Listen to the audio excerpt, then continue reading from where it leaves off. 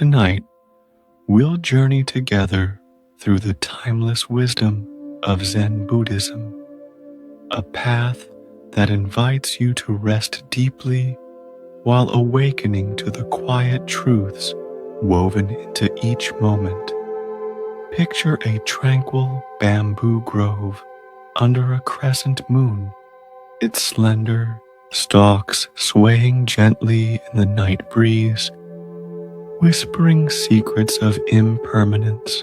The air is cool, carrying the faint scent of earth and moss, grounding you in this present breath.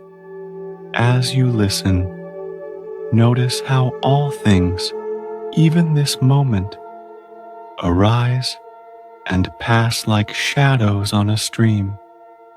Before you settle into a comfortable position, take a breath and, if it feels right for you, consider supporting this channel with a like and subscription.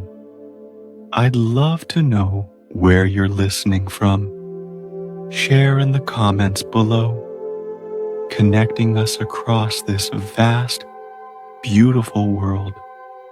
Now, let your body become heavy against whatever is supporting you. Take one deep breath with me now, and as you exhale, know that you've just taken the first step on a journey that's been waiting for you since the beginning of time. Imagine a weary traveler, Sora, trudging along a dusty path in ancient Japan, his sandals worn thin from months of wandering. He seeks answers to a question he cannot name, a restlessness that gnaws at his heart. One evening, as twilight paints the sky in hues of lavender, he arrives at a small Zen monastery nestled in a bamboo grove. The air hums with a soft rustle of leaves, and a single lantern glows at the gate. An old monk, Kosen, greets him with a nod, his eyes twinkling like stars reflected in a still pond. Sora pours out his troubles. I've traveled far, seeking meaning, but everything slips away. My home, my youth, my dreams. Why does nothing last? Kozen says nothing, only gestures for Sora to follow him into the grove. They sit on a moss-covered stone, and Kosen points to a bamboo stalk bending in the wind. Watch, he whispers, as a gust sweeps through. The bamboo sways, then returns to stillness. Kosen asks, "Did the wind take the bamboo away?" Sora shakes his head. "Then why do you fear what passes?" Kosen says, smiling. That night, Sora sleeps under the stars, the bamboo's whispers lulling him into peace. The Buddha taught, all conditioned things are impermanent. When one sees this with wisdom, one turns away from suffering. This teaching, known as Anicca, lies at the heart of Zen. It reminds you that everything, your thoughts, your joys, your sorrows, arises and fades like waves on a shore. Some traditions believe this impermanence is a call to detachment, while others see it as an invitation to cherish each fleeting moment. Kozen's gesture to the bamboo reflects this truth. The stalk bends, but does not break, rooted in its own nature despite the winds passing. Why does this matter? Impermanence is not a loss, but a dance.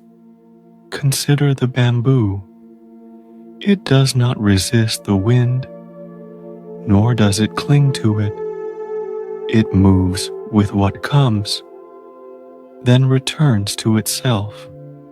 This is Zen's wisdom, to flow with life's changes without being swept away.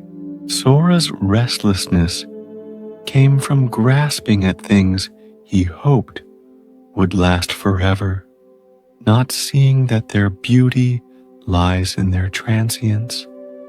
Zen masters have interpreted this differently. Some emphasize letting go of attachment, others the joy of being fully present with what is. Both point to the same truth. Suffering arises when you fight the natural flow of life, like trying to hold water in your hands. As you rest here, notice your breath, rising and falling like the wind through the bamboo. Can you feel the impermanence in this moment? The thoughts drifting through your mind, the sensations in your body, they come and go, yet you remain like the bamboo rooted in stillness. You might reflect on something you've been clinging to, a plan, a memory, a fear. What would it feel like to let it pass, not with resistance, but with the ease of a leaf floating downstream? You don't need to answer now. Just let the question settle, like dew on a blade of grass. Tonight, as you drift towards sleep, imagine yourself as Sora, sitting in that grove. The bamboo whispers, "Nothing lasts, yet nothing is lost." Let this truth cradle you, softening any tension in your heart. Each breath is a chance to rest in what is, to trust the flow of this moment.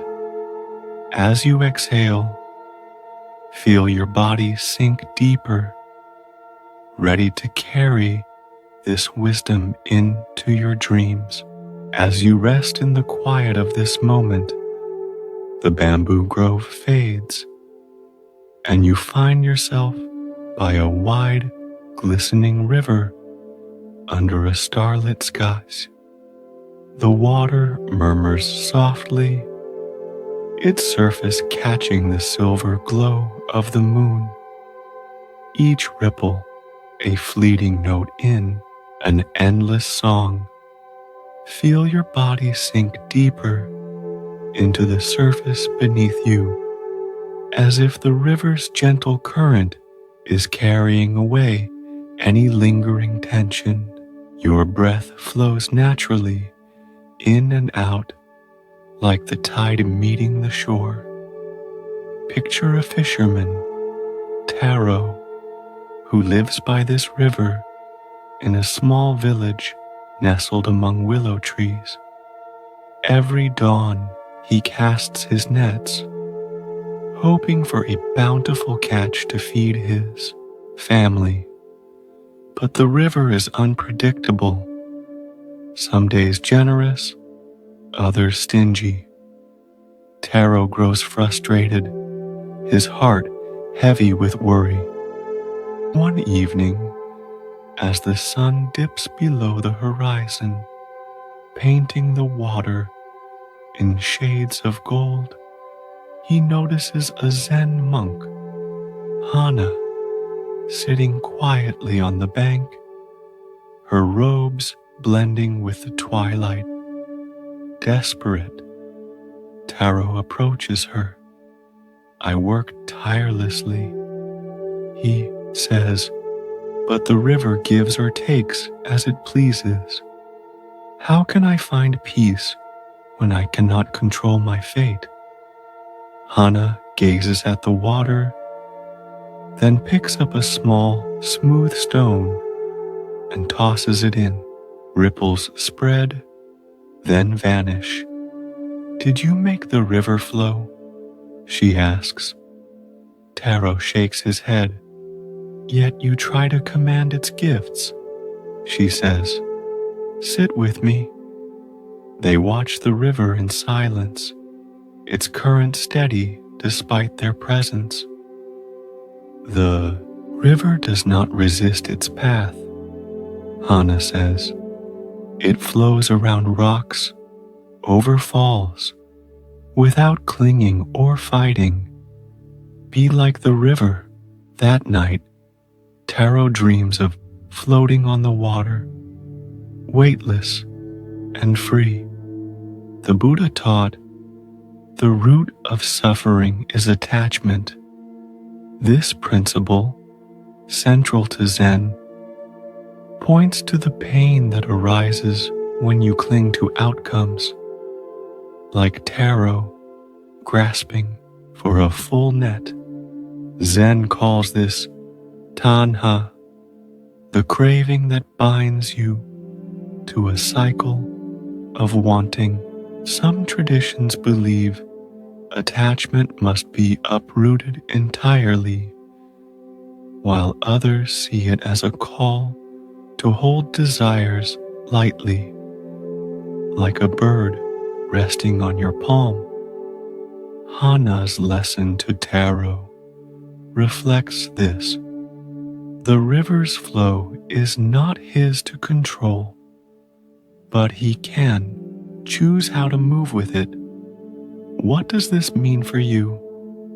Taro's struggle mirrors the human urge to bend life to your will, whether it's a job, a relationship, or a dream. The river, like life, follows its own course, shaped by forces beyond your reach. Zen teaches that freedom lies not in mastering the current, but in releasing your need to do so. Imagine a leaf on the river. It does not fight the water's pull, yet it travels far. This is the paradox of non-attachment, not indifference, but a willingness to engage fully without demanding that things stay fixed. Hana's stone created ripples that faded, yet the river remained unchanged. So too, your efforts ripple through life. But peace comes from trusting the larger flow. Zen masters might say this trust is faith in life's unfolding, a surrender that is also an embrace. As you lie here, let your breath become the river's song. Each inhale a ripple, each exhale a release. Can you sense something you're holding tightly to? An expectation, a plan, a worry? Picture it as a stone in your hand. What would it feel like to toss it gently into the river, watching it sink without regret? You don't need to force an answer. Just let the image linger, like moonlight on water. Perhaps you're like Taro, standing on the bank, wanting certainty. Notice where you feel resistance in your body, a tightness in your chest, a clench in your jaw. Breathe into it, softening, as if the river is carrying that tension away. Tonight, as you drift closer to sleep, imagine sitting with Hana, the water's murmur, a lullaby You don't need to control the river. You only need to flow with it. Each breath is a chance to let go, to rest in the current of this moment. As you exhale, feel your heart lighten, ready to carry this ease into your dreams. The river's gentle song lingers in your awareness, its ripples fading as you find yourself walking through a misty meadow at dawn, where blades of grass shimmer with dew under the first light. Each step you take leaves a fleeting imprint, vanishing as the sun rises, a quiet reminder of life's passing moments. Your breath is soft, syncing with the rhythm of this tranquil scene, your body resting heavily against the surface beneath you, as if cradled by the earth itself. Imagine a merchant, Kaori, who travels the trade routes of ancient Japan, her cart laden with silks and spices. She prides herself on her plans, mapping every journey to maximize profit. One foggy morning, she takes a shortcut through a meadow, eager to reach the market early. Halfway across, she encounters a stranger, a wanderer in patched robes, sitting on a stone, whittling a small flute. Annoyed by the delay, Kaori asks for directions. The wanderer, named Tetsu, looks up with a calm smile and says, "The path is where you stand." Confused, Kaori snaps, "I need to get to the market, not riddles." Tetsu plays a single note on his flute, its sound clear in the mist. "Follow the dew," he says, pointing to her footprints glistening behind her. "They show where you've been, but not where you're going." Kaori glances back, seeing her trail vanish as the sun burns through the fog. Reluctantly, she walks on, guided by the dew's faint sparkle, and arrives at the market just as it opens. That night, she dreams of Tetsu's flute, its note echoing in her heart, teaching her to trust the moment. The Buddha taught, "Do not dwell in the past. Do not dream of the future. Concentrate the mind on the present moment." This Zen principle, often called mindfulness, invites you to rest fully in the now, free from the weight of what was or what might be. Some traditions believe mindfulness requires emptying the mind, while others see it as a vivid engagement with each fleeting second. Tetsu's words to Kaori embody this. The dew's footprints mark the past, but only the present step reveals the path. What does this teaching offer you? Kaori's hurry mirrors the mind's tendency to race ahead, chasing goals or fleeing regrets, missing the meadow underfoot. The dew, like life, is temporary, yet it guides when you notice it. Zen suggests that every encounter, even a brief one with a stranger, carries purpose if you're awake to it.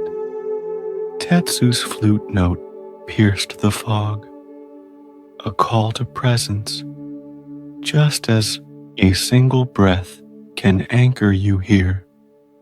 The wanderer's patched robes hint at simplicity, a life unburdened by excess, yet rich in awareness. Zen masters might interpret this differently.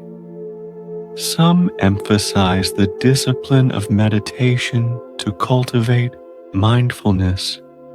Others, the spontaneous attention found in daily acts like walking or listening. Both paths lead to the same truth. The present is the only place life unfolds, like a flower opening in the sun. As you lie here, let your breath be your flute note, clear and singular, grounding you in this moment. Can you feel the meadows, dew under your feet, cool and fleeting? Notice a thought pulling you to tomorrow or yesterday, perhaps a task undone or a hope for what's next. Instead of following it, return to your breath.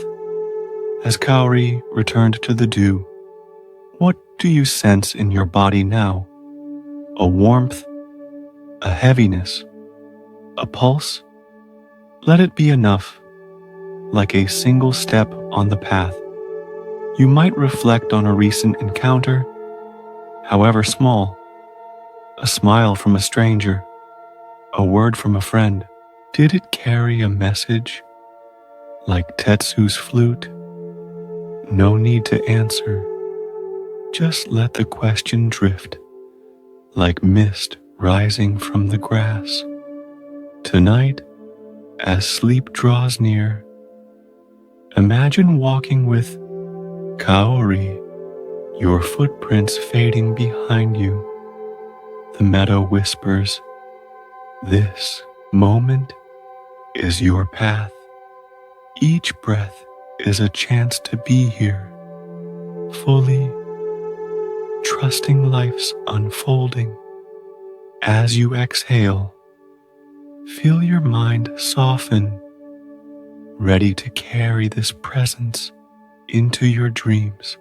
The meadow's dew fades into the soft glow of a moonlit night, and now you stand beside a tranquil lake, its surface a perfect mirror for the silver moon above. The air is still, scented with pine and the faint sweetness of night-blooming flowers, each breath drawing you deeper into calm. The lake's edge is fringed with reeds, swaying gently as if whispering secrets to the stars. Your body rests heavily, sinking into the embrace of whatever supports you. Each exhale a release into this quiet moment. Picture a young woman, Aiko, who lives in a village by this lake, known for her skill as a weaver. Her tapestries are beautiful, yet she feels a gnawing unease, doubting her worth despite praise.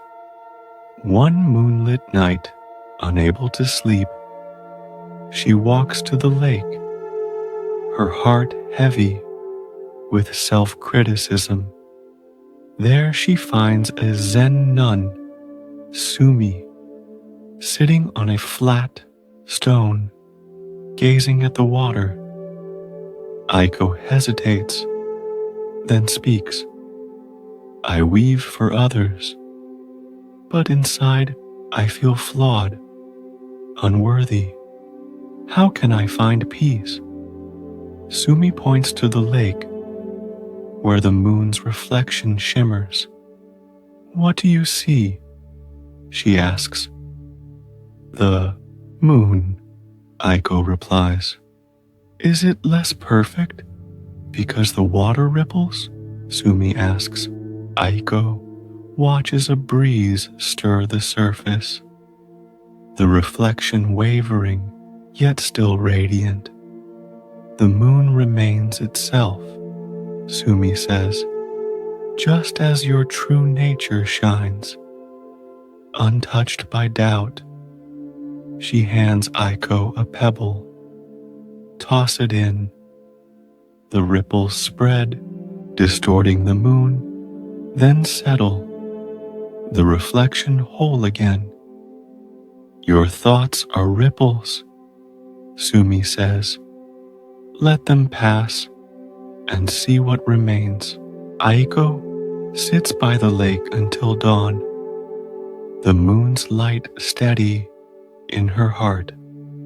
The Buddha taught, you yourself, as much as anybody in the entire universe, deserve your love and affection. This Zen principle of self-compassion invites you to embrace your inherent worth, free from the judgments that cloud your mind. Some traditions believe self-compassion requires active cultivation through meditation, while others see it as a natural state, revealed when you cease striving. Sumi's lesson to Aiko reflects this. The moon's reflection, like your true self, is whole despite fleeting distortions. What does this mean for you?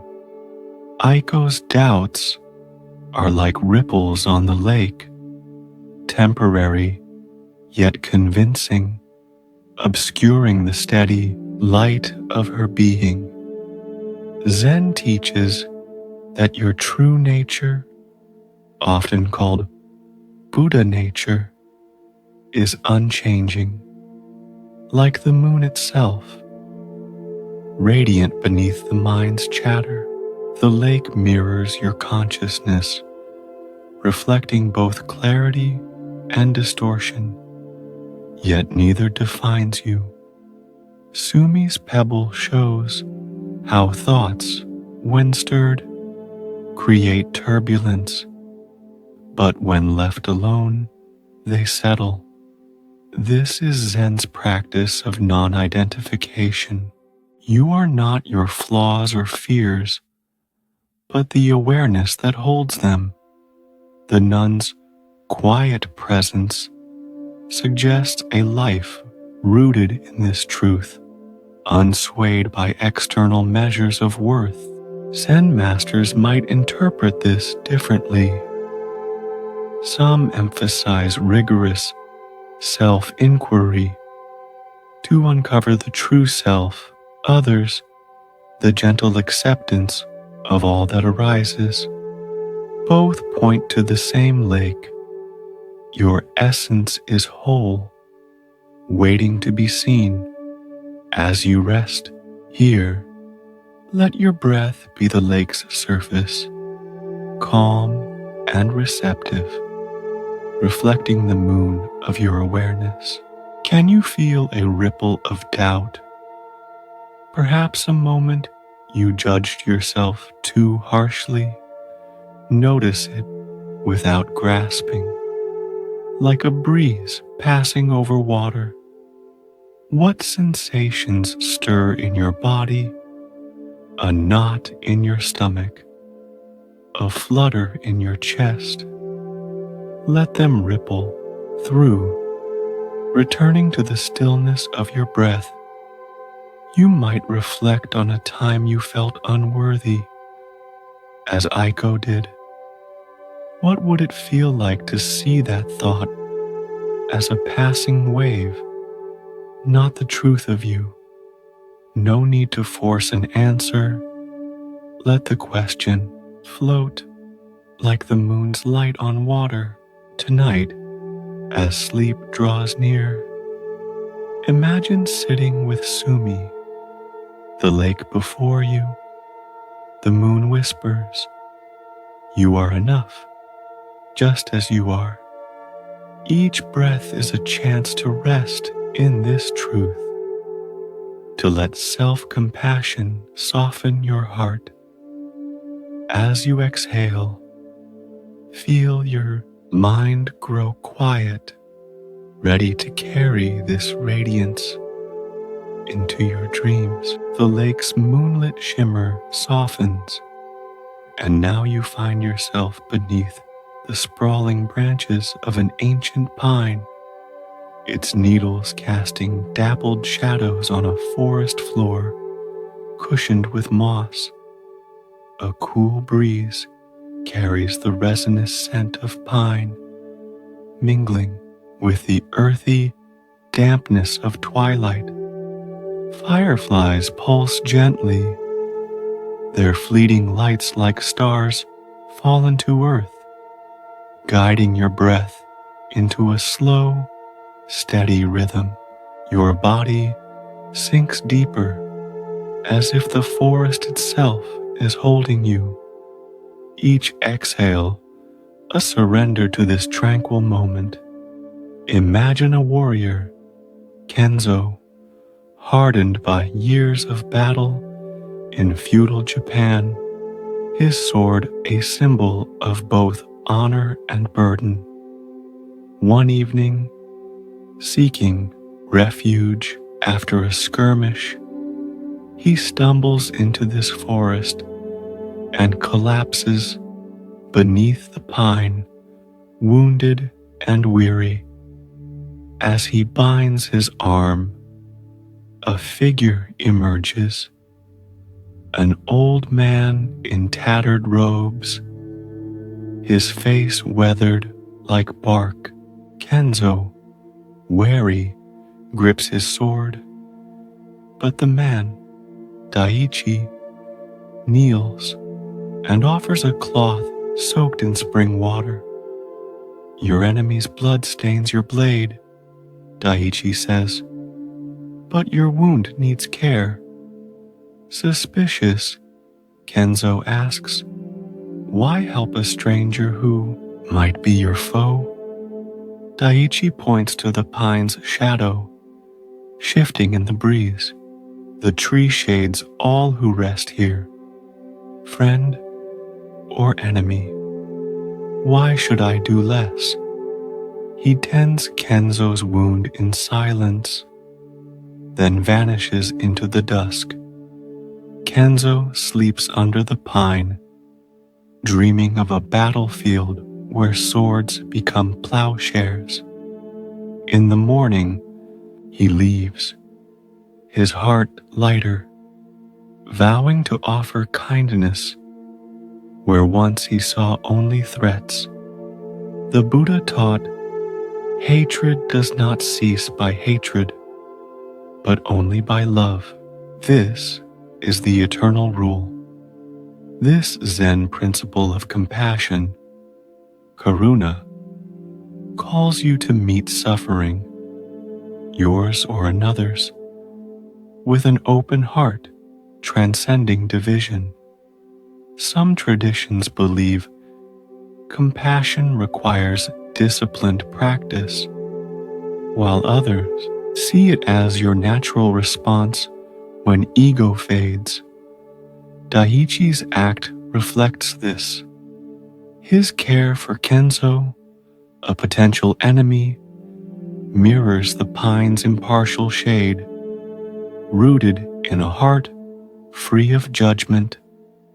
What does this teaching mean for you? Kenzo's wariness mirrors the mind's habit of dividing the world into allies and adversaries, a reflex born of fear or pain.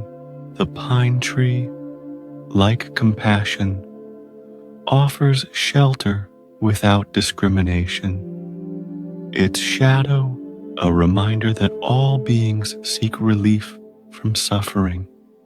Daiichi's tattered robes suggest a life stripped of pretense, his actions flowing from a deep well of empathy.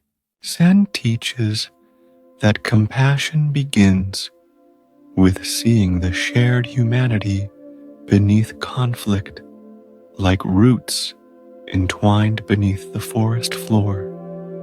The old man's silence speaks louder than words, showing that true kindness needs no reward or recognition.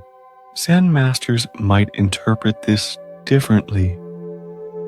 Some emphasize compassion as an active choice to alleviate suffering, others as a spontaneous expression of realizing no self.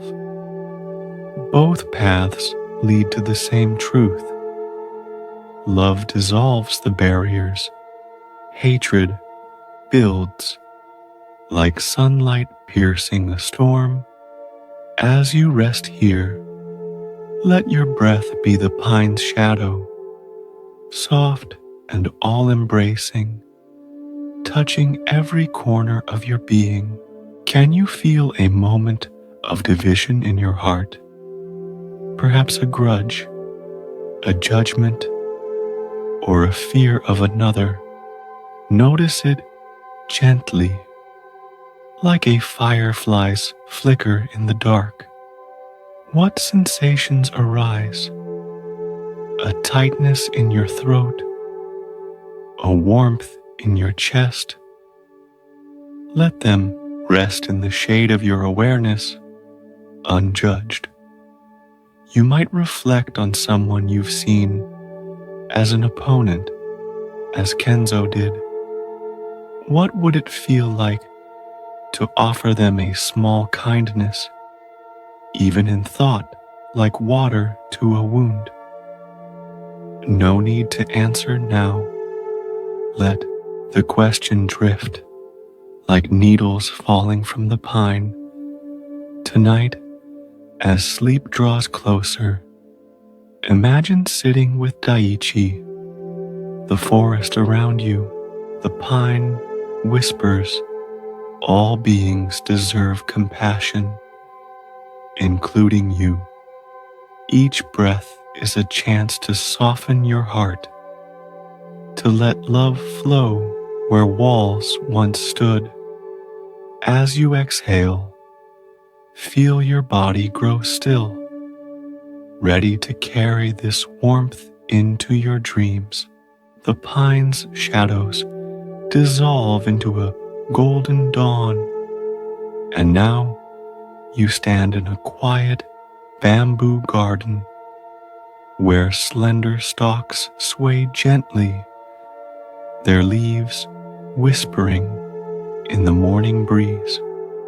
A sparrow perches on a low branch, its single, clear note piercing the stillness, a delicate sound that seems to hold the world in its echo.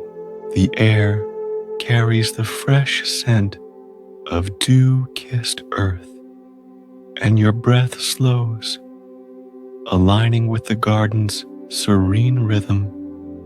Your body rests heavily, as if the ground itself is cradling you, each exhale softening into this moment's embrace. Imagine a poet, Hana, who lives in a small village nestled among rolling hills. Her days spent chasing words to capture life's fleeting beauty. Yet her poems feel cluttered, weighed down by endless revisions. Never quite enough. One morning, seeking inspiration, she wanders into this bamboo garden and finds a Zen monk, Taro, sweeping the path with slow, deliberate strokes. Frustrated, Hana confesses, "I strive to write something profound, but my words tangle like vines. How can I find clarity?" Taro pauses, listening as the sparrow sings again. A single, unadorned note. "What makes that sound beautiful?" he asks. Hana listens, the note lingering, then fading. It's simple, she says. It doesn't try to be more. Taro nods, handing her a bamboo leaf. Write one word, he says. Hesitant, Hana traces sky on the leaf with her finger. Taro smiles. Now let it go. She releases the leaf, watching it drift to the ground. The sparrow doesn't sing to be heard, Taro says. It sings because it must. So too with your words. That night, Hana writes a single line, clear as the sparrow's song, and sleeps in peace. The Buddha taught, better than 1,000 hollow words is one word that brings peace. This Zen principle of simplicity invites you to strip away excess, finding truth in what is essential. Some traditions believe simplicity is achieved through disciplined minimalism, while others see it as a natural state when you cease striving. Taro's lesson to Hana reflects this. The sparrow's note, like a true word, needs no embellishment to resonate. What does this mean for you?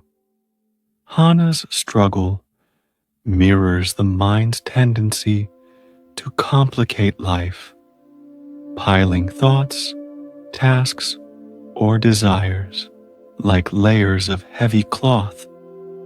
The sparrow's song, like Zen, cuts through this clutter, a single note, complete in itself. Simplicity isn't emptiness but presence, each moment distilled to its essence, like a drop of dew holding the sun. Taro's sweeping, deliberate, yet unhurried, embodies this. Every act, when done with full attention, becomes profound. The bamboo leaf, light and transient, shows that even your deepest efforts need not be clung to. Their value lies in their expression, not their permanence. Zen masters might interpret this differently. Some emphasize simplicity as a practice of renouncing distractions. Others as an intuitive return to life's natural flow. Both point to the same garden. Truth shines brightest when unadorned, like moonlight on a clear night. As you rest here, let your breath be the sparrow's note, simple and clear, carrying only what this moment needs. Can you sense a place where your life feels tangled? Perhaps a task overthought, a goal overwrought? Notice it softly, like the rustle of bamboo leaves. What sensations stir? A racing pulse? A heavy sigh? Let them settle, like the leaf Hana released. You might reflect on a moment you tried to make perfect, as Hana did. What would it feel like to offer one true word, one honest act, and let it be enough? No need to answer. Let the question drift, like a sparrow song fading into silence. Tonight, as sleep draws near, imagine sitting with Taro, the garden around you. The sparrow whispers, less is whole. Each breath is a chance to simplify, to rest in the beauty of what is. As you exhale, feel your mind grow light ready to carry this clarity into your dreams. The bamboo garden's soft whispers fade, and now you stand in a quiet orchard at twilight where cherry trees bloom in delicate pinks, their petals drifting on a gentle breeze like fleeting thoughts. The air is warm, scented with the sweetness of blossoms and the faint tang of fallen fruit, each breath drawing you deeper into stillness. A single petal lands on your hand, soft as a sigh, then lifts away, a reminder of life's tender impermanence. Your body sinks further, heavy and relaxed, as if the orchard's roots are anchoring you to this moment. Imagine a gardener named Yuki who tends this orchard in a village cradled by misty mountains. She pours her heart into each tree, coaxing blooms from stubborn branches, yet her joy is bittersweet, shadowed by the knowledge that every flower will fall. One evening, as petals scatter like snow, she sits beneath a cherry tree, her hands stained with earth, and weeps for their brief life. A Zen nun, Rina, approaches, her steps light as the falling blossoms. Seeing Yuki's tears, Rina asks, "Why do you mourn what blooms?" Yuki replies, "These flowers are so beautiful, but they fade too soon. It feels like all I love is lost." Rina picks up a fallen petal, holding it to the fading light. Is its beauty less because it falls? She asks. Yuki shakes her head, uncertain. Rina places the petal in Yuki's palm. The flower suffers no loss in parting, she says. It gives itself to the wind, to the earth, to the next spring. So too is your suffering. Let it bloom, then let it go. They sit together, watching petals drift, until Yuki's heart feels as light as the breeze. That night, she dreams of a tree that flowers endlessly, its petals dancing without sorrow. The Buddha taught, the root of suffering is attachment to what is impermanent. This teaching, central to the concept of dukkha, reveals that pain arises when you cling to what cannot last, like petals on a tree.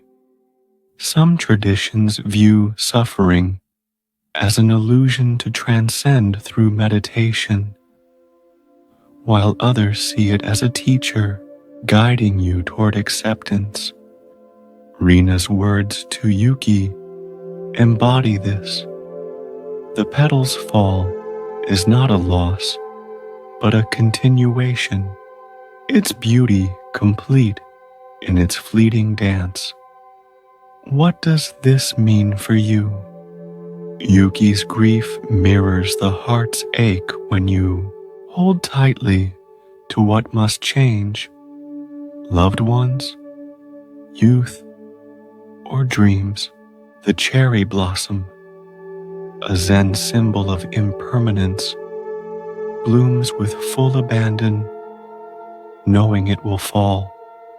Its beauty lies in this surrender, not in resisting the wind. Rina's gentle act of offering a petal shows that suffering, when met with awareness, becomes a path to freedom. The orchard is like your life, each moment a blossom, that opens and fades, yet the tree endures, rooted in the eternal now. Zen teaches that suffering is not the enemy, but a signal, pointing you back to the present where clinging dissolves. Zen masters might interpret this differently. Some emphasize detachment from desires. Others, the full embrace of each transient moment. Both paths lead to the same orchard. Peace arises when you let life flow, like petals carried by the breeze. As you rest here, let your breath be the wind, carrying each thought like a petal, soft and ungrasped. Can you feel a sorrow you've held? Perhaps a loss, a regret, or a fear of change? Notice it gently, like a blossom in your hand. What sensations stir? A heaviness in your chest, a catch in your throat? Let them drift, like petals falling to earth. You might reflect on something you've mourned, as Yuki did. What would it feel like to see its beauty in its passing? To let it go with grace? No need to answer. Let the question settle, like twilight in the orchard. Tonight, as sleep draws closer, imagine sitting with Rena, petals swirling around you. The cherry tree whispers, all things pass, yet all is well. Each breath is a chance to release, to rest in the cycle of blooming and fading. As you exhale, feel your heart lighten, ready to carry this acceptance into your dreams. The cherry orchard's petals drift away, and now you find yourself in a sunlit quarry, where slabs of stone gleam with veins of quartz, warmed by the day's gentle heat. The rhythmic tap of a chisel echoes, steady as a heartbeat, blending with the hum of cicadas in nearby pines. Dust motes dance in shafts of light, and the air carries the mineral scent of earth, carved open, grounding your breath in this moment's simplicity. Your body rests deeply, as if the stone itself supports you. Each exhale a softening into stillness.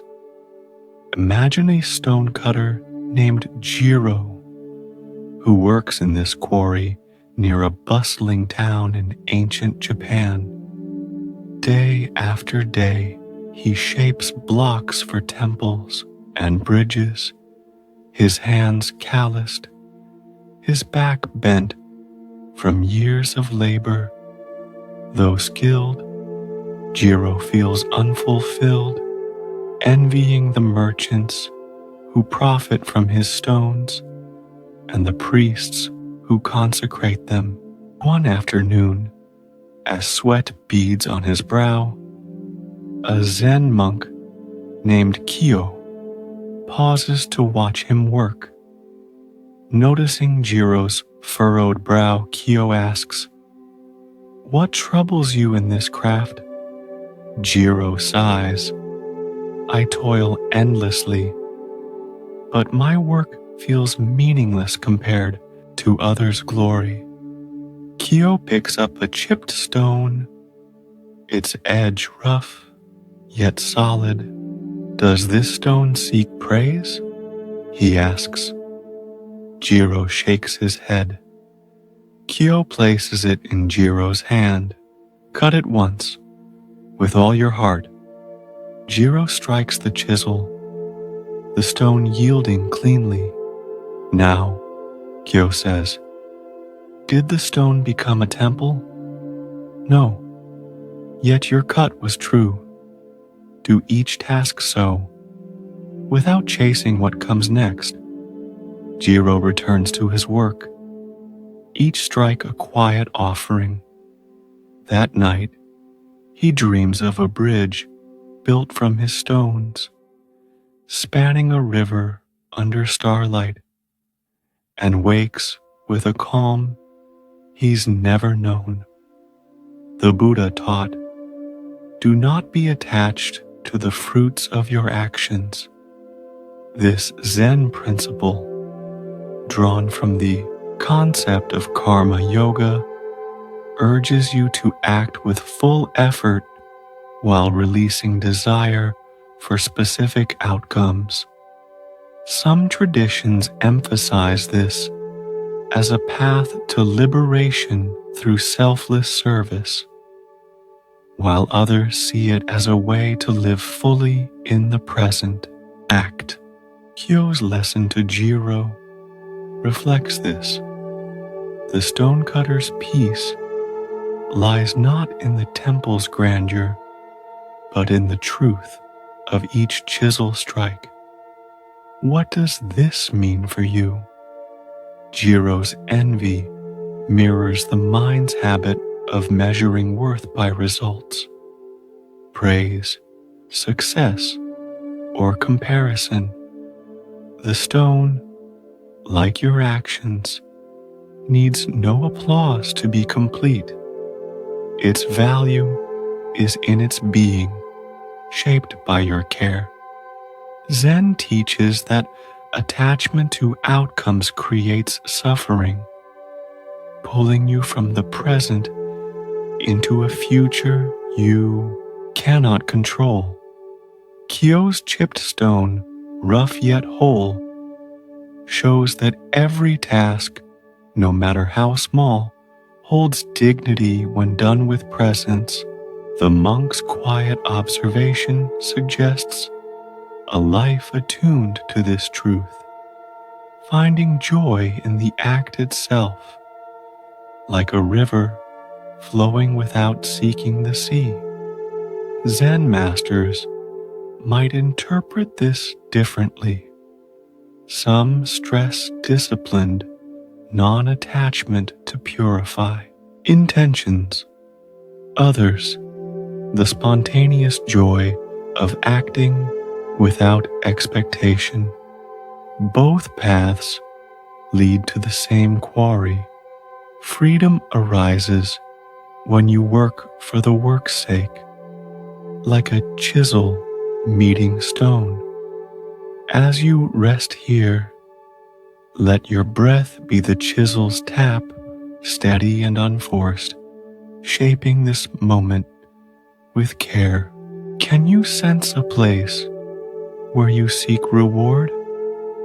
Perhaps a project, a relationship, or a goal tied to approval. Notice it softly, like dust settling in sunlight. What sensations stir? A racing heart, a tense shoulder? Let them rest, like stones, in the quarry's silence. You might reflect on a task you've judged unworthy, as Jiro did. What would it feel like to do it with full attention, letting the outcome fall away? No need to answer. Let the question drift, like a cicada's song fading into dusk. Tonight, as sleep draws near, imagine sitting with Jiro, the quarry around you.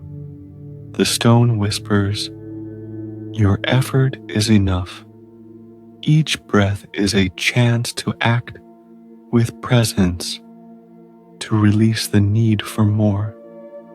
As you exhale, feel your mind grow still, ready to carry this ease into your dreams. The quarry's steady chisel fades, and now you find yourself on a fog-shrouded hillside where soft mist curls around gnarled trees, their branches barely visible in the dim glow of dawn. A single lantern flickers on a narrow path, its warm light cutting through the haze like a quiet promise. The air is cool, scented with wet earth and cedar, each breath grounding you in this moment's mystery. Your body sinks deeper, heavy against its support, as if the mist itself is cradling you. Each exhale, a release into stillness. Imagine a child named Mio, no older than 10, who lives in a mountain village in ancient Japan. One morning, sent to fetch water from a distant spring, she strays too far as fog rolls in, obscuring the path home.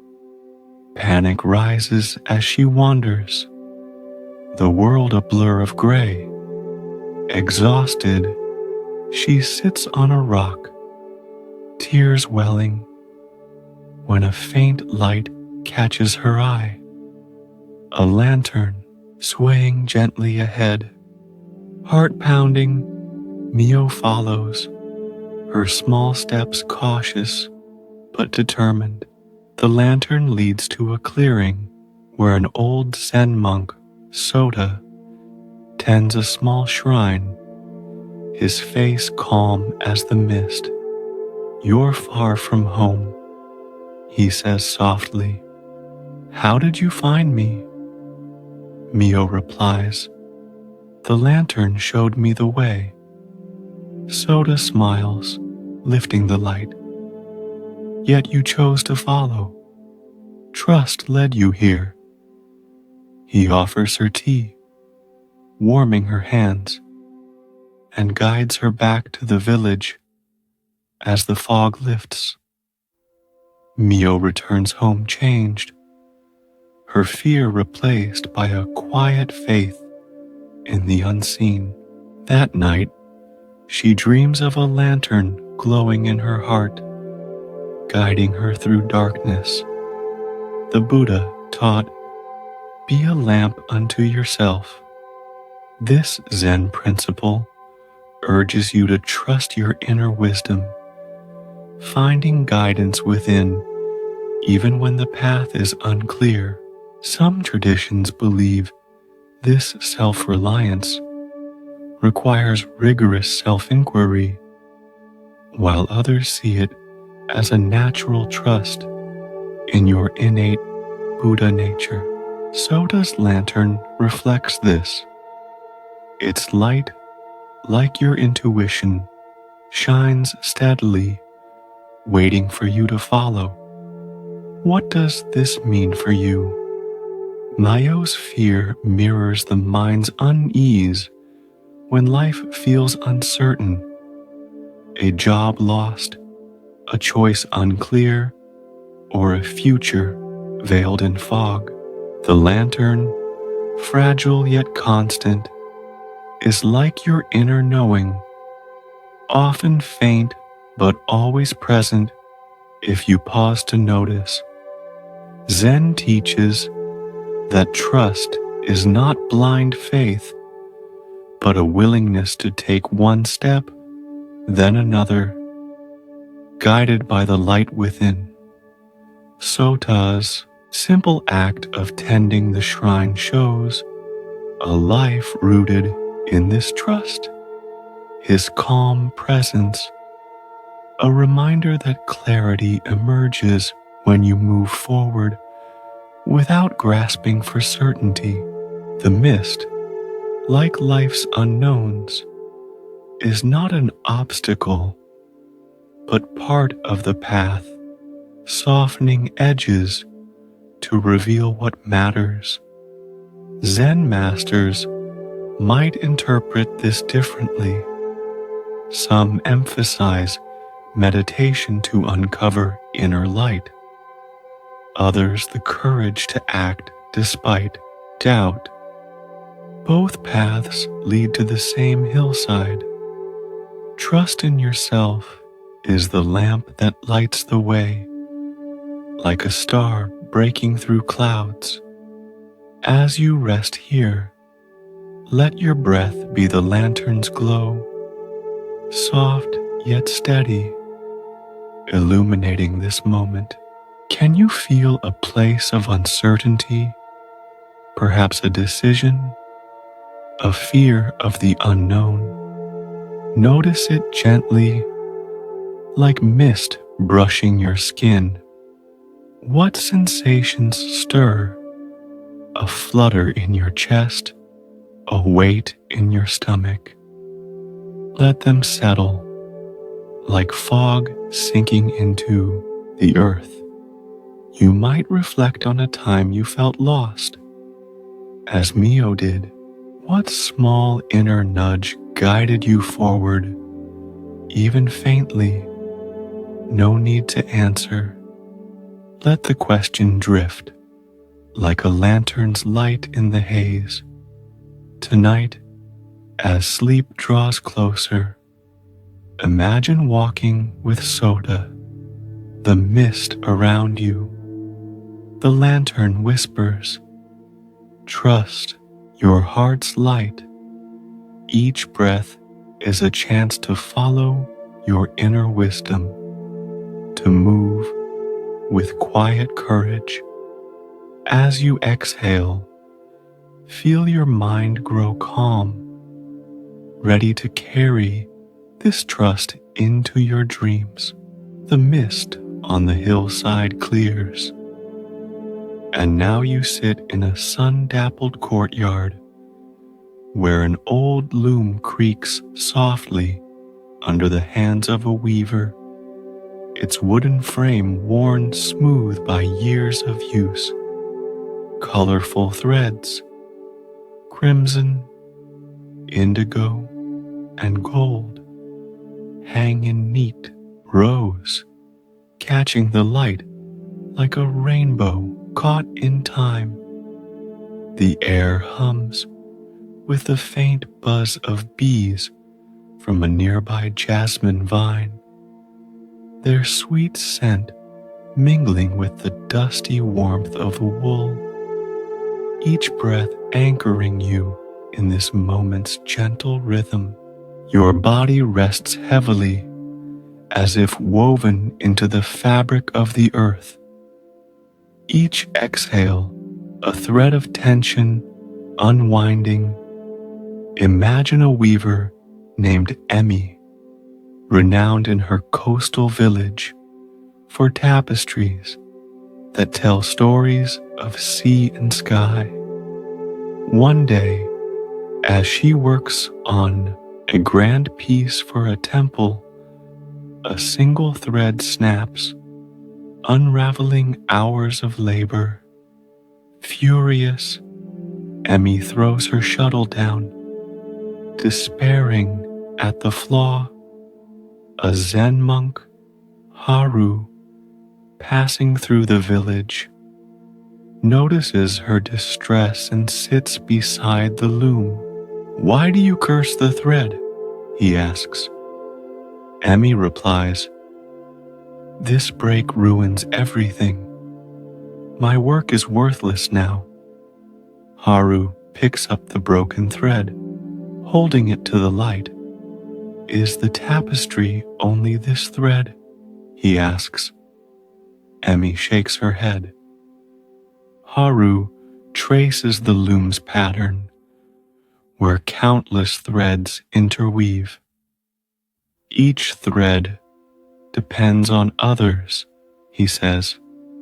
The break reveals their connection, not their failure. He helps Emmy knot the thread, blending the flaw into the design. "Now it tells a new story," Haru says. Emmy resumes her work, seeing not a mistake, but a pattern greater than her own plan. That night, she dreams of a tapestry where every thread, broken or whole, forms a boundless sea, and wakes with a heart full of wonder. The Buddha taught, nothing exists independently. Everything arises in dependence on other things. This Zen principle of pratitya samutpada, or dependent origination, reveals the web of interconnection binding all life. Some traditions view this as a metaphysical truth, explored through meditation, while others see it as a practical guide to living harmoniously. Haru's lesson to Emi reflects this. The broken thread, like any moment, is part of a larger tapestry, meaningful only through its ties to others. What does this mean for you? Emi's frustration mirrors the mind's urge to isolate events, seeing a mistake, a loss, or a joy as separate, complete in itself. The loom, like life, shows that nothing stands alone. Your actions, thoughts, and encounters are threads woven with countless others, from the sun that grows the flax to the hands that spin the yarn. Zen teaches that recognizing interdependence softens suffering, revealing your place in a vast, dynamic pattern. Haru's act of knotting the thread suggests that flaws, when embraced, enrich the whole, like a scar adding character to a face. The monk's quiet presence embodies this truth, his life a single thread in the village's fabric, yet essential to Emi's awakening. Zen masters might interpret this differently. Some emphasize analytical meditation to trace causes and conditions. Others, the intuitive seeing of oneness in daily acts. Both paths lead to the same courtyard. You are not separate, but a thread in life's endless weave, like a wave inseparable from the ocean. As you rest here, let your breath be a thread, weaving through the tapestry of this moment, connected to all that surrounds you. Can you sense a moment you've judged as broken? Perhaps a failure, a conflict, or a missed chance? Notice it gently, like a snapped thread in your hand. What sensations stir? A clench in your jaw, a warmth in your chest? Let them weave into your awareness, unresisted. You might reflect on how this moment connects to others, as Emi did. Perhaps a kind word that followed a mistake, or a lesson born of loss. What would it feel like to see it as part of a larger pattern, not a flaw to fix? No need to answer. Let the question drift, like jasmine scent on the breeze. Tonight, as sleep draws near, imagine sitting with Haru, the loom before you. The tapestry whispers, all is connected, all is whole. Each breath is a chance to rest in this web, to trust its unseen design. As you exhale, feel your heart soften, ready to carry this unity into your dreams. The courtyard's loom fades into the soft glow of an autumn afternoon, and now you stand by a still pond, its surface a mirror for golden maples and a sky streaked with clouds. A single leaf, crimson and curled, falls from a branch, landing gently on the water, sending ripples outward in silent circles. The air is crisp, scented with damp earth and the faint sweetness of decaying leaves, each breath drawing you deeper into this moment's quiet dance. Your body rests heavily, as if the pond's calm is holding you. Each exhale, a ripple of release into stillness.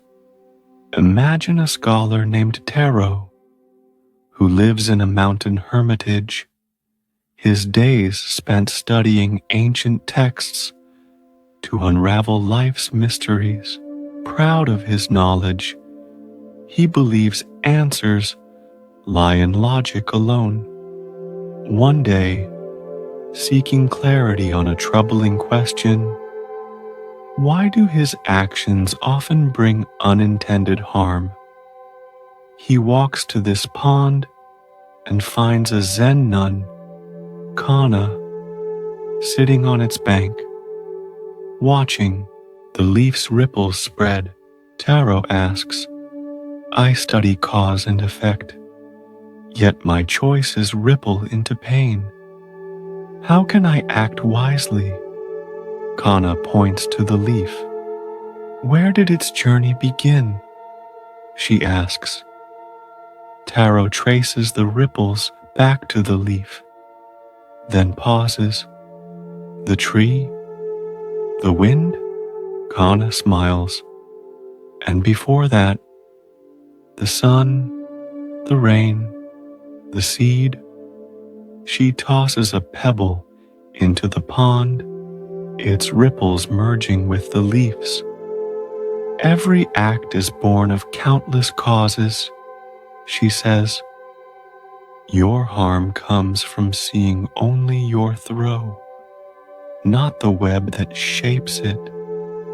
They sit in silence, the ripples fading, until Taro sees his actions as part of an endless chain. That night, he dreams of a leaf floating across a vast sea, each wave a cause, each ripple an effect, and wakes with a humbler heart. The Buddha taught, all phenomena arise from causes and conditions, and these too are subject to cause and effect. This Zen principle of karma reveals that every action, thought, and word ripples through the web of existence, shaped by and shaping countless factors. Some traditions emphasize karma as a moral law governing rebirth, while others see it as a call to mindful action in the present. Kana's lesson to Taro reflects this. The leaf's ripples, like your choices, are neither isolated nor final, but part of an intricate dance of cause and effect. What does this mean for you? Taro's pride mirrors the mind's tendency to claim sole credit or blame for outcomes, ignoring the vast conditions that shape them. The pond, like life, is a network of ripples. Your words today echo a kindness received yesterday.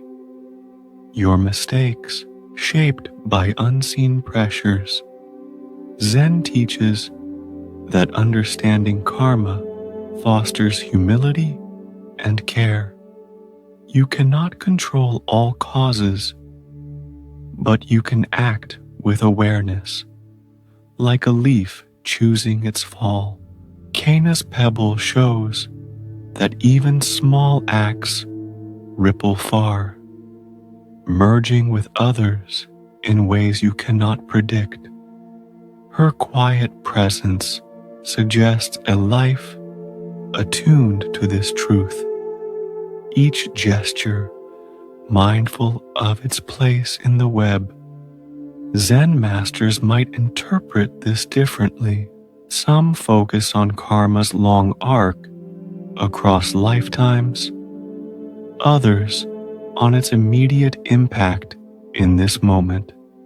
Both paths lead to the same pond.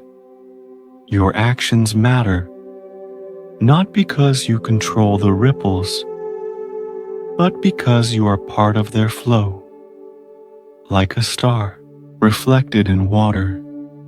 As you rest here, let your breath be the leaf's ripple, soft and spreading, touching the edges of this moment.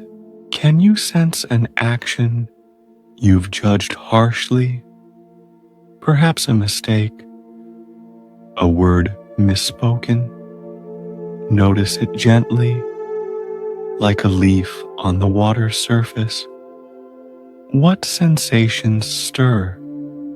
A tightness in your throat, a warmth in your palms. Let them ripple through, ungrasped. You might reflect on the causes behind that action, as Taro did. Perhaps a moment of stress, a forgotten kindness, or a hidden hope. What would it feel like to see it as one ripple among many, not the whole pond?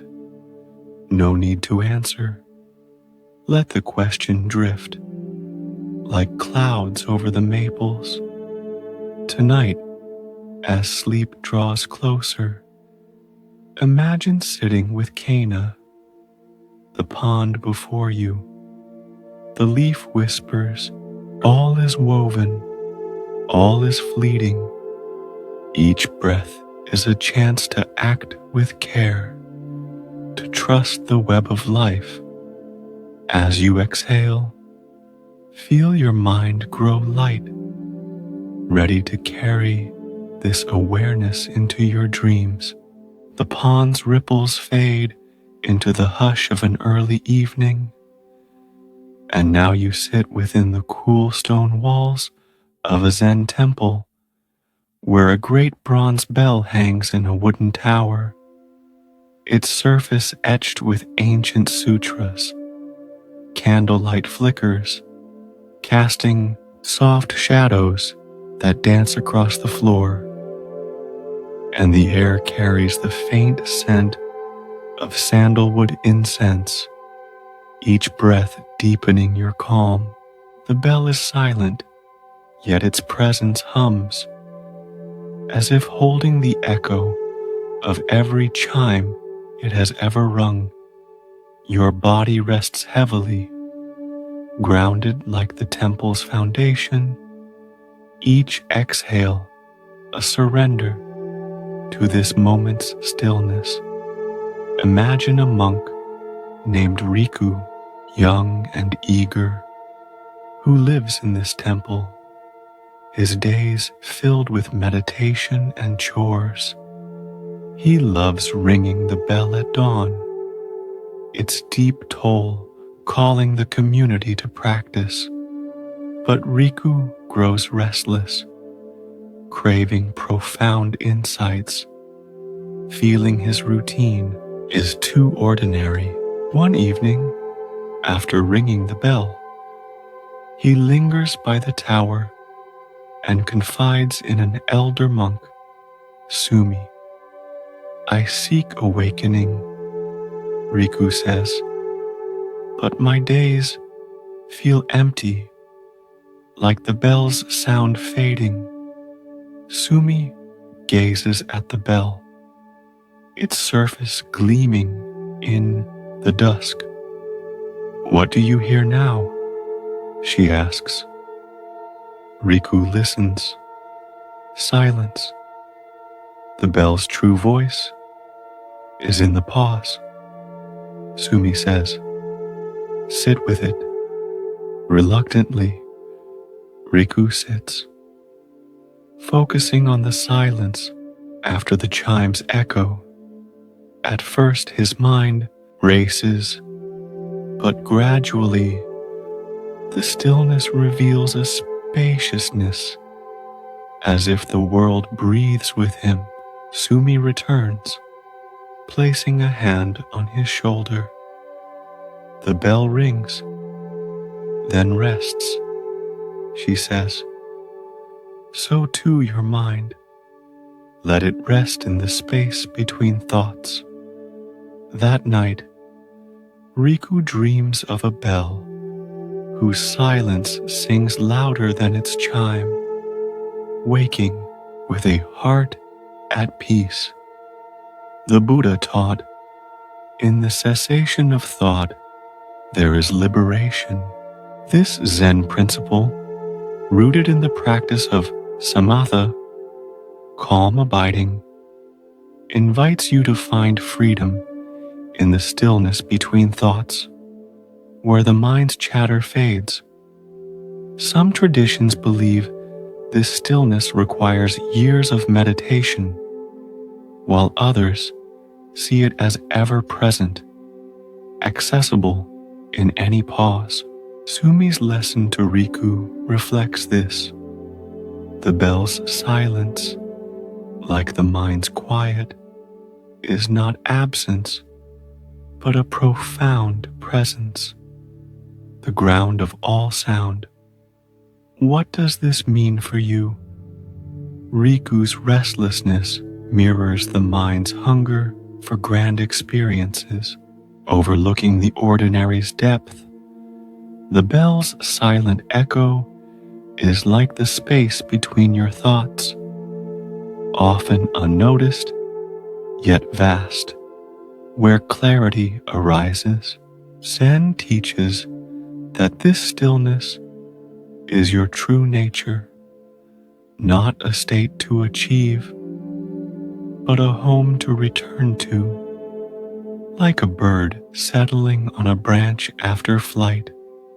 Sumi's gentle guidance shows that practice, whether ringing a bell or washing dishes, cultivates this awareness. Her calm presence, a living example of resting in the pause. The temple's candlelight, flickering yet steady, mirrors this balance. Action and rest, sound and silence are one. Zen masters might interpret this differently. Some emphasize structured meditation to quiet the mind. Others, the spontaneous recognition of stillness in daily life. Both paths lead to the same temple. Liberation lies in the silence beneath thought, like the sky holding all clouds. As you rest here, let your breath be the bell's silent echo, soft and spacious, filling this moment with presence. Can you sense a thought seeking more? Perhaps a wish for excitement, a fear of missing out. Notice it gently, like a chime fading into quiet. What sensations stir? A flutter in your mind, a warmth in your chest. Let them settle like incense, smoke curling upward. You might reflect on a moment of ordinary routine, as Riku did? What would it feel like to pause there, to rest in the space after action? No need to answer. Let the question drift like a candle's glow in the dark. Tonight, as sleep draws closer, imagine sitting with Sumi, the bell towering above. The silence whispers, "Rest here. You are whole." Each breath is a chance to sink into the stillness, to release the need for more. As you exhale, feel your mind grow vast, ready to carry this peace into your dreams. The temple's silent bell fades into the soft light of dawn, and now you stand by a tranquil riverbank where tall grasses sway and a solitary heron perches on a rock, its gaze fixed on the shimmering water below. The morning air is fresh, scented with wet earth and the faint tang of river moss, each breath sinking with the gentle lapping of waves. Mist rises from the surface, curling like a quiet thought, and the heron's stillness seems to hold the world in balance. Your body rests deeply, as if the river's flow is cradling you. Each exhale, a softening into this moment's calm. Imagine a hunter named Kenta who roams the forests of ancient Japan, his bow always ready, his eye sharp for prey. Known for his skill, he prides himself on never missing a shot. Yet his heart grows heavy, restless with the weight of taking life. One dawn, tracking a deer, he pauses by this river and notices the heron, motionless, its beak poised above the current. Hours pass, and still the heron waits, unhurried, until a fish glints near the surface. In a flash, it strikes, then resumes its vigil. Intrigued, Kenta approaches a Zen monk, Yori, who sits nearby, weaving a reed basket. "Why does the heron wait so long?" Kenta asks. "I act swiftly, yet feel no peace." Yori looks at the bird. "The heron doesn't chase the fish," he says. "It watches, fully present, until the moment arises. Your restlessness comes from rushing what must unfold." Yori hands Kenta a reed. "Hold it and watch the river."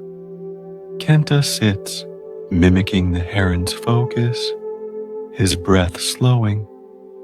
The world sharpens, ripples, light, the hum of insects, and his urgency fades.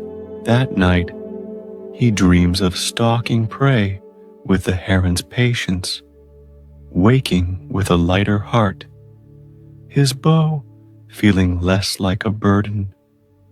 The Buddha taught, mindfulness is the path to the deathless. Heedlessness is the path to death. This Zen principle of sati, mindfulness, calls you to dwell fully in the present, observing each moment with clear, unwavering attention. Some traditions believe mindfulness is cultivated through formal meditation, while others see it as a quality woven into every act from walking to breathing. Yori's lesson to Kenta reflects this. The heron's gaze, like mindful awareness, is alert yet unforced, resting in the now. What does this mean for you?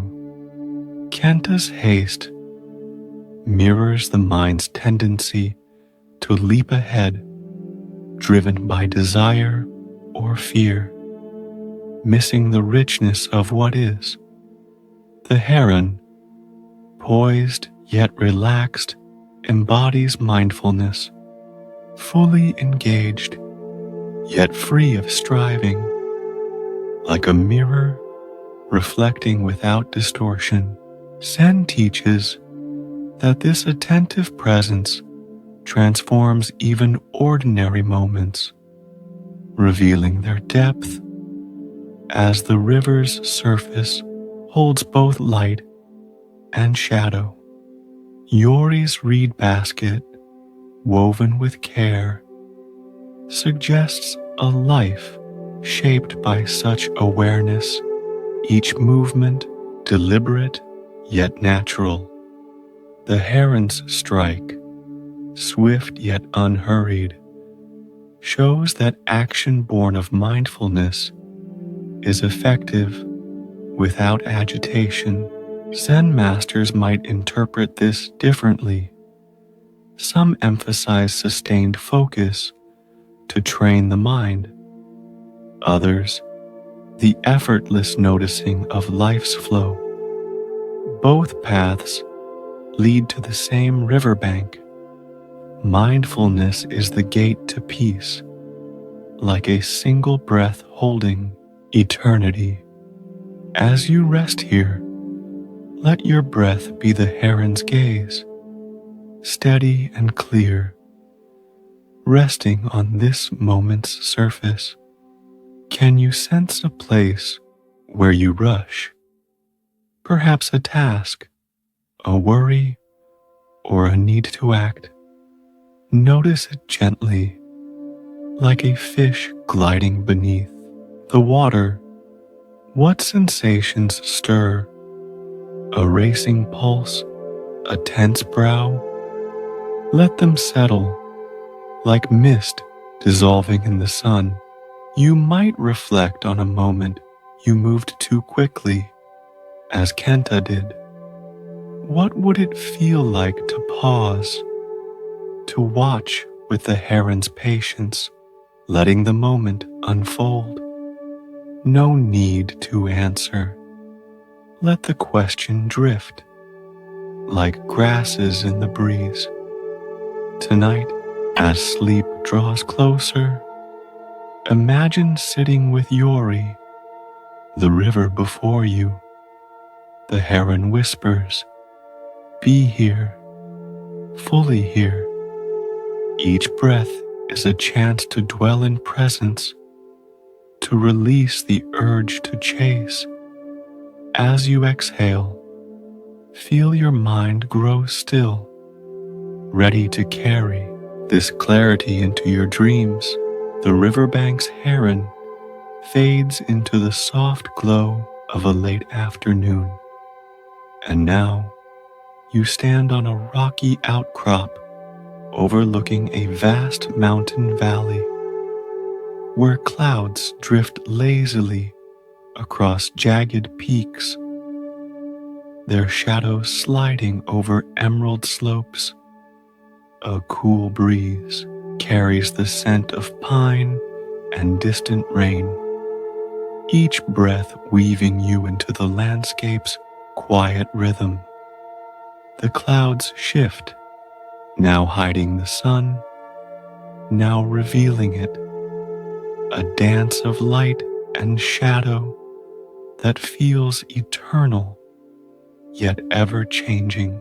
Your body rests heavily, as if the mountain itself is holding you. Each exhale a release into this moment's boundless calm. Imagine a widow named Sachi, who lives in a village nestled in this valley, her days shadowed by grief since her husband's death a year ago. She tends her small garden, but her heart aches, clinging to memories that feel both precious and painful. One afternoon, seeking solace, she climbs to this outcrop and finds a Zen monk, Tetsu, sitting cross-legged, gazing at the clouds. Sachi sits nearby, her voice trembling. "I cannot let go of my sorrow," she says. "It's all I have left of him." Tetsu points to a cloud drifting over the mountain. "Does it suffer as it changes?" he asks. Sachi watches the cloud stretch, then dissolve into mist. "No," she replies. Tetsu nods. "Your grief is like this cloud, real yet passing. Hold it lightly, and it will move through you." He hands her a small, smooth stone warmed by the sun. "Feel its weight, then let it rest." Sachi clutches the stone, then sets it down, her tears falling, but her heart easing. They watch the clouds in silence, their shapes ever shifting, until Sachi feels a quiet spaciousness within. That night, she dreams of her husband smiling under a sky of endless clouds, waking with a softer sorrow, ready to live again. The Buddha taught, let go of the past, let go of the future, let go of the present, and cross over to the farther shore. This Zen principle of non-attachment invites you to release clinging, even to grief, to find freedom in life's flow. Some traditions believe letting go requires disciplined meditation to untangle desires, while others see it as a natural unfolding when you rest in awareness. Tetsu's lesson to Sachi reflects this. The cloud's impermanence, like grief, is not to be fought, but allowed, its passing revealing the sky's vastness. What does this mean for you? Sachi's sorrow mirrors the heart's tendency to grasp what is gone, whether a person, a time, or a feeling, as if holding tighter could stop its fading. The clouds, like all things, change without resistance, their beauty in their transience, like a song that lingers only in memory. Zen teaches that letting go is not loss, but liberation, a softening that allows life to move through you, like wind through an open window. Tetsu's stone, warm yet solid, shows that grief can be felt fully yet released, its weight real but not eternal. His quiet presence suggests a life free of clinging, rooted in the present like the mountain beneath the clouds.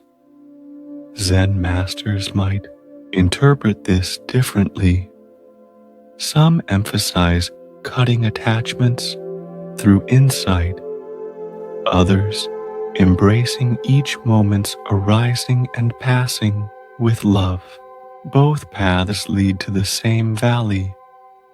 Freedom comes when you let life flow, like a cloud crossing the sky.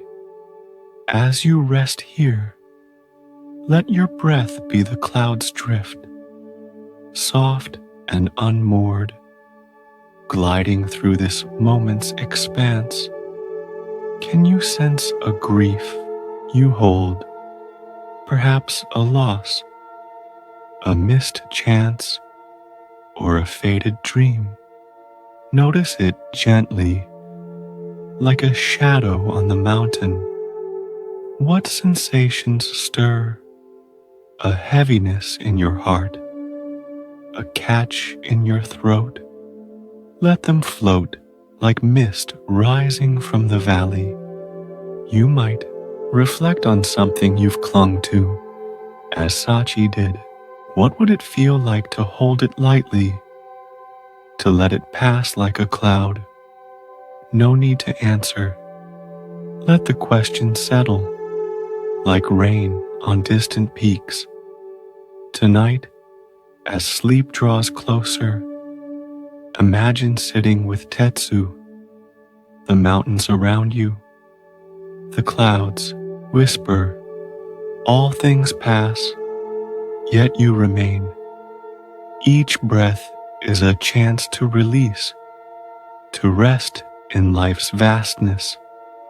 As you exhale, feel your heart open, ready to carry this freedom into your dreams.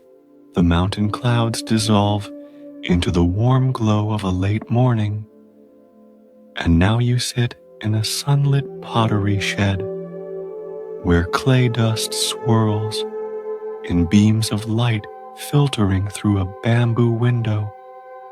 A potter's wheel hums softly, its rhythm blending with the chirp of sparrows outside, and the air carries the earthy scent of wet clay, grounding your breath in this moment's tactile calm.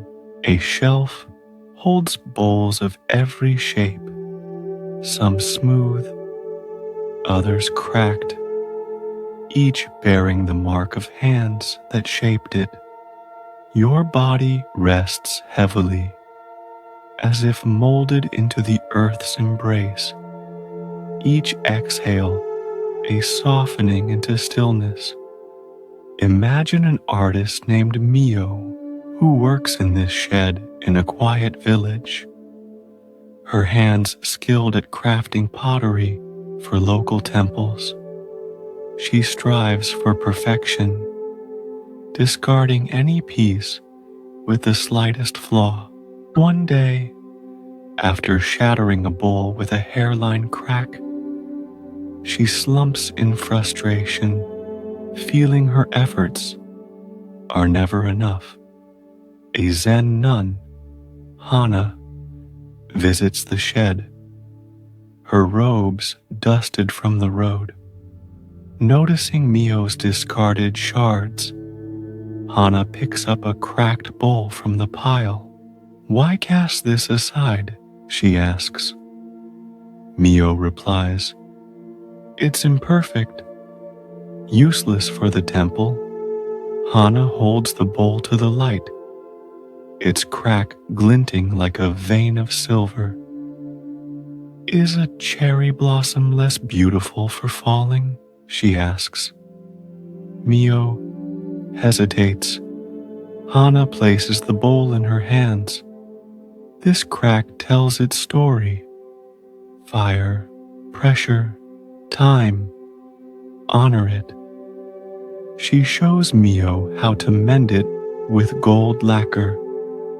The crack now a shimmering line. Imperfection is life's signature, Hana says. Mio keeps the bowl, displaying it proudly. That night, she dreams of a field where cracked bowls bloom like flowers, waking with a heart that sees beauty in flaws. The Buddha taught, all conditioned things are subject to decay. Strive on with diligence. This Zen principle, often linked to wabi-sabi, embraces imperfection as a natural part of existence, finding beauty in what is transient and incomplete. Some traditions view imperfection as a reminder to transcend attachment to form, while others see it as a celebration of life's raw authenticity. Hana's lesson to Mio reflects this. The cracked bowl, like all things, is perfect in its impermanence, its flaws a testament to its journey.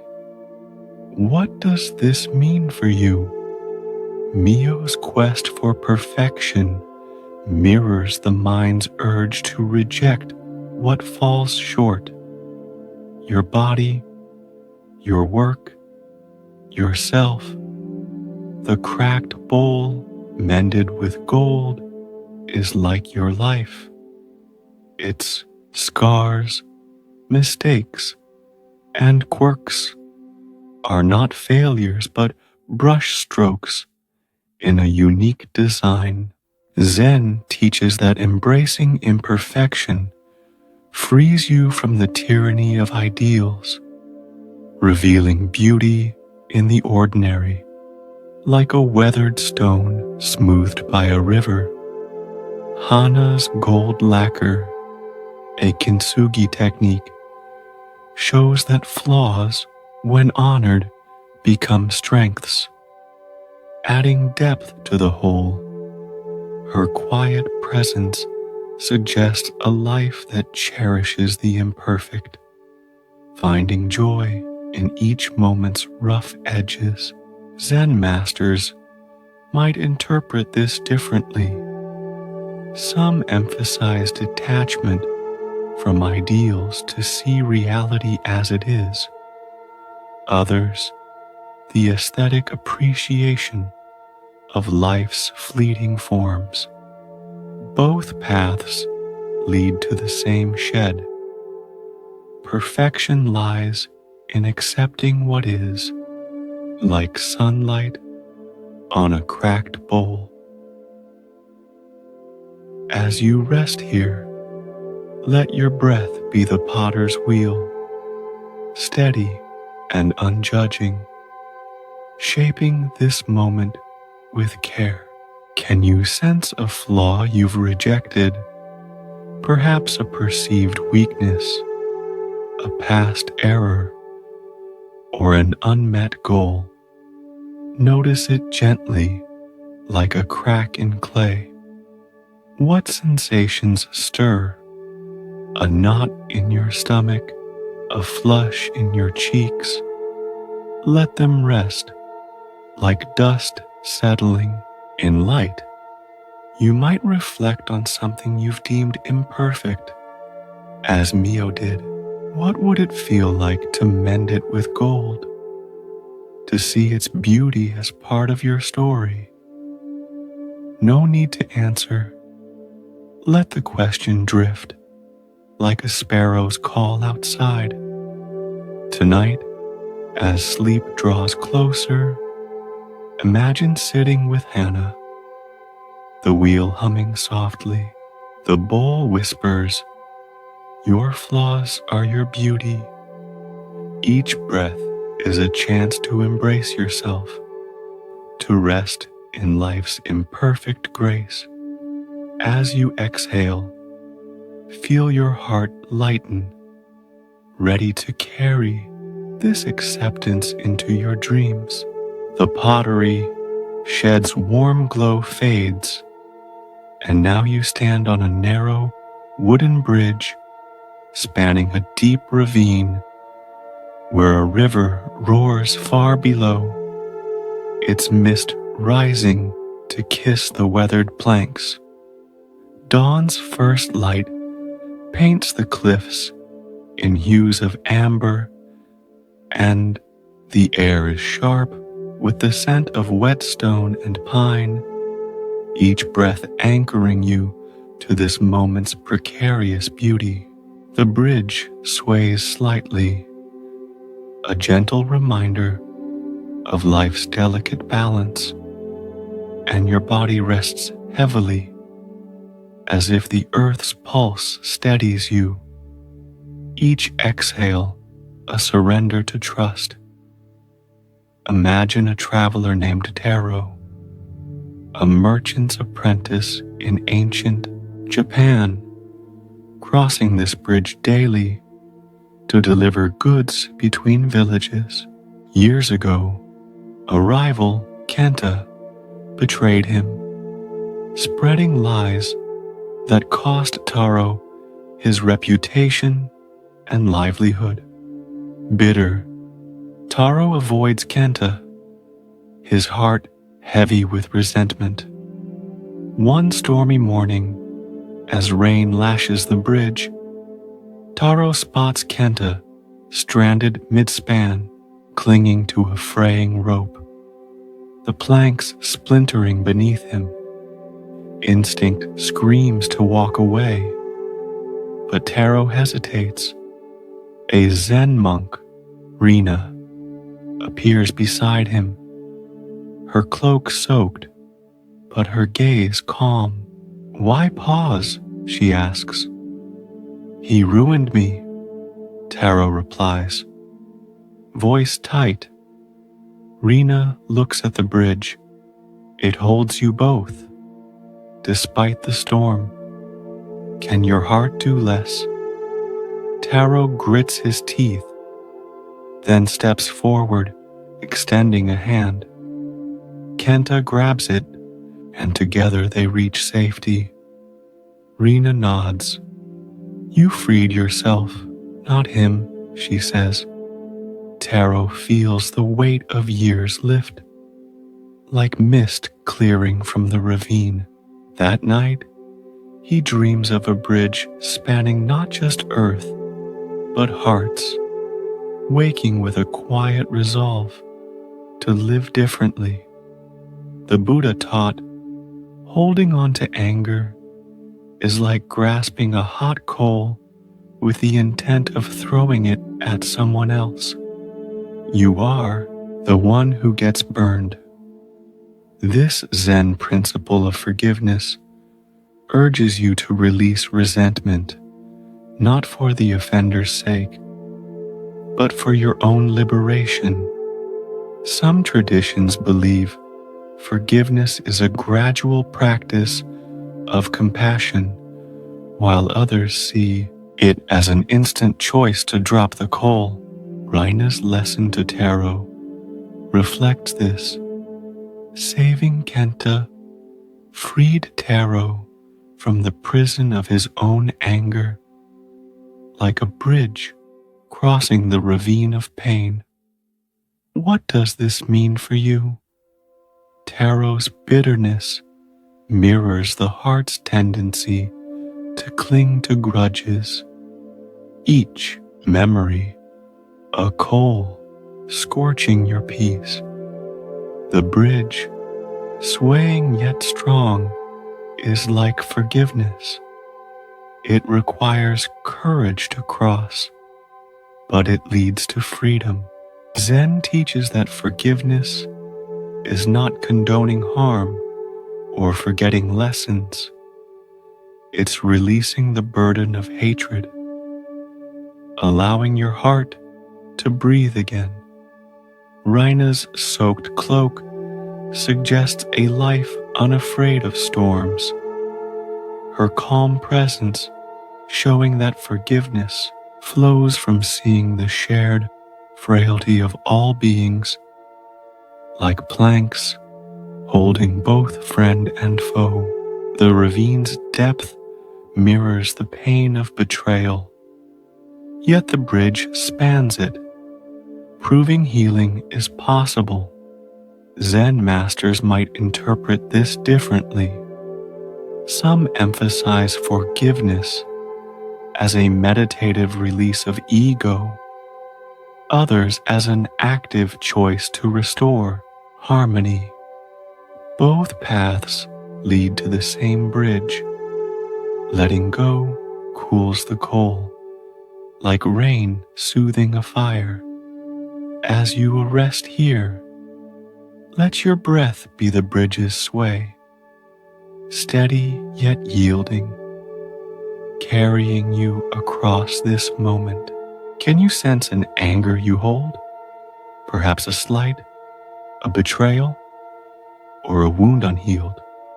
Notice it gently, like mist rising from the ravine.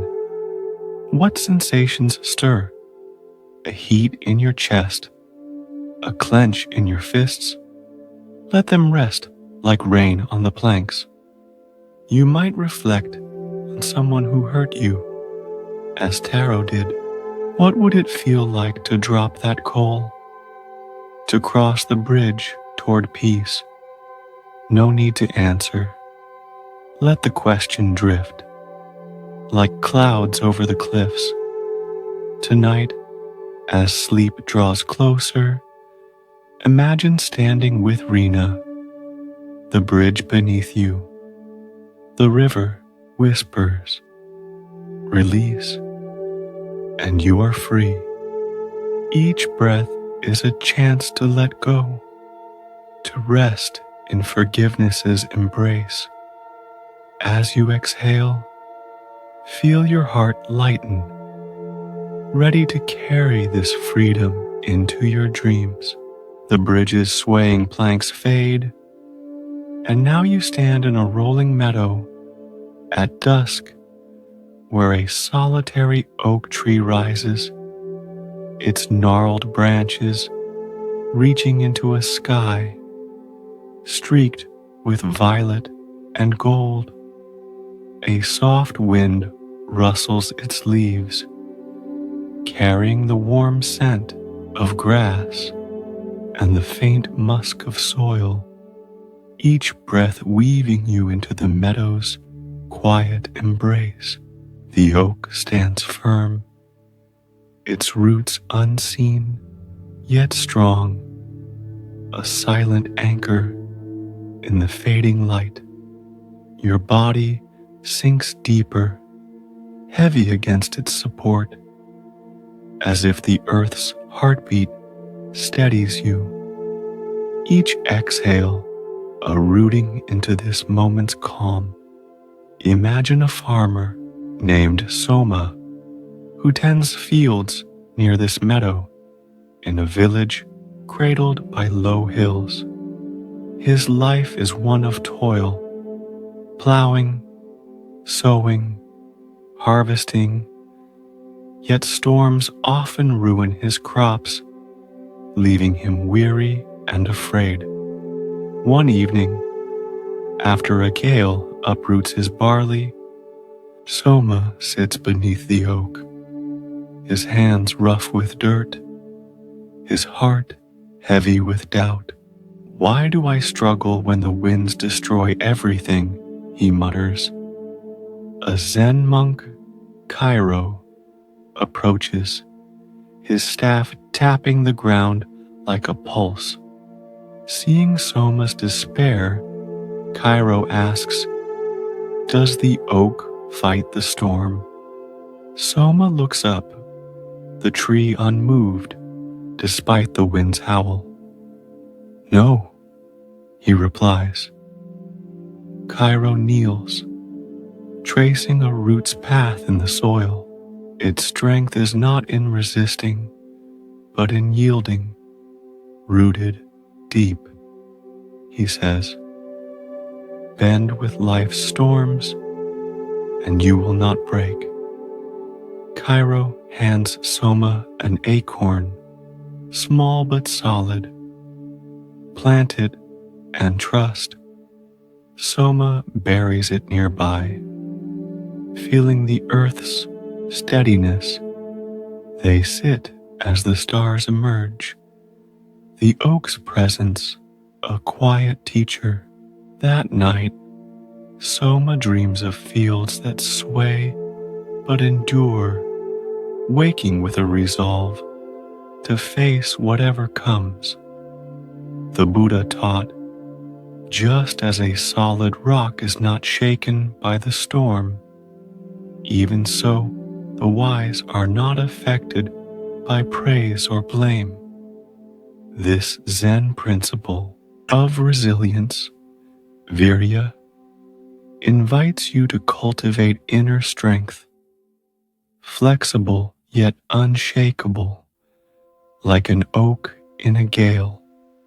Some traditions believe resilience grows through disciplined practice, while others see it as your natural state when fear is released. Kiro's lesson to Soma reflects this.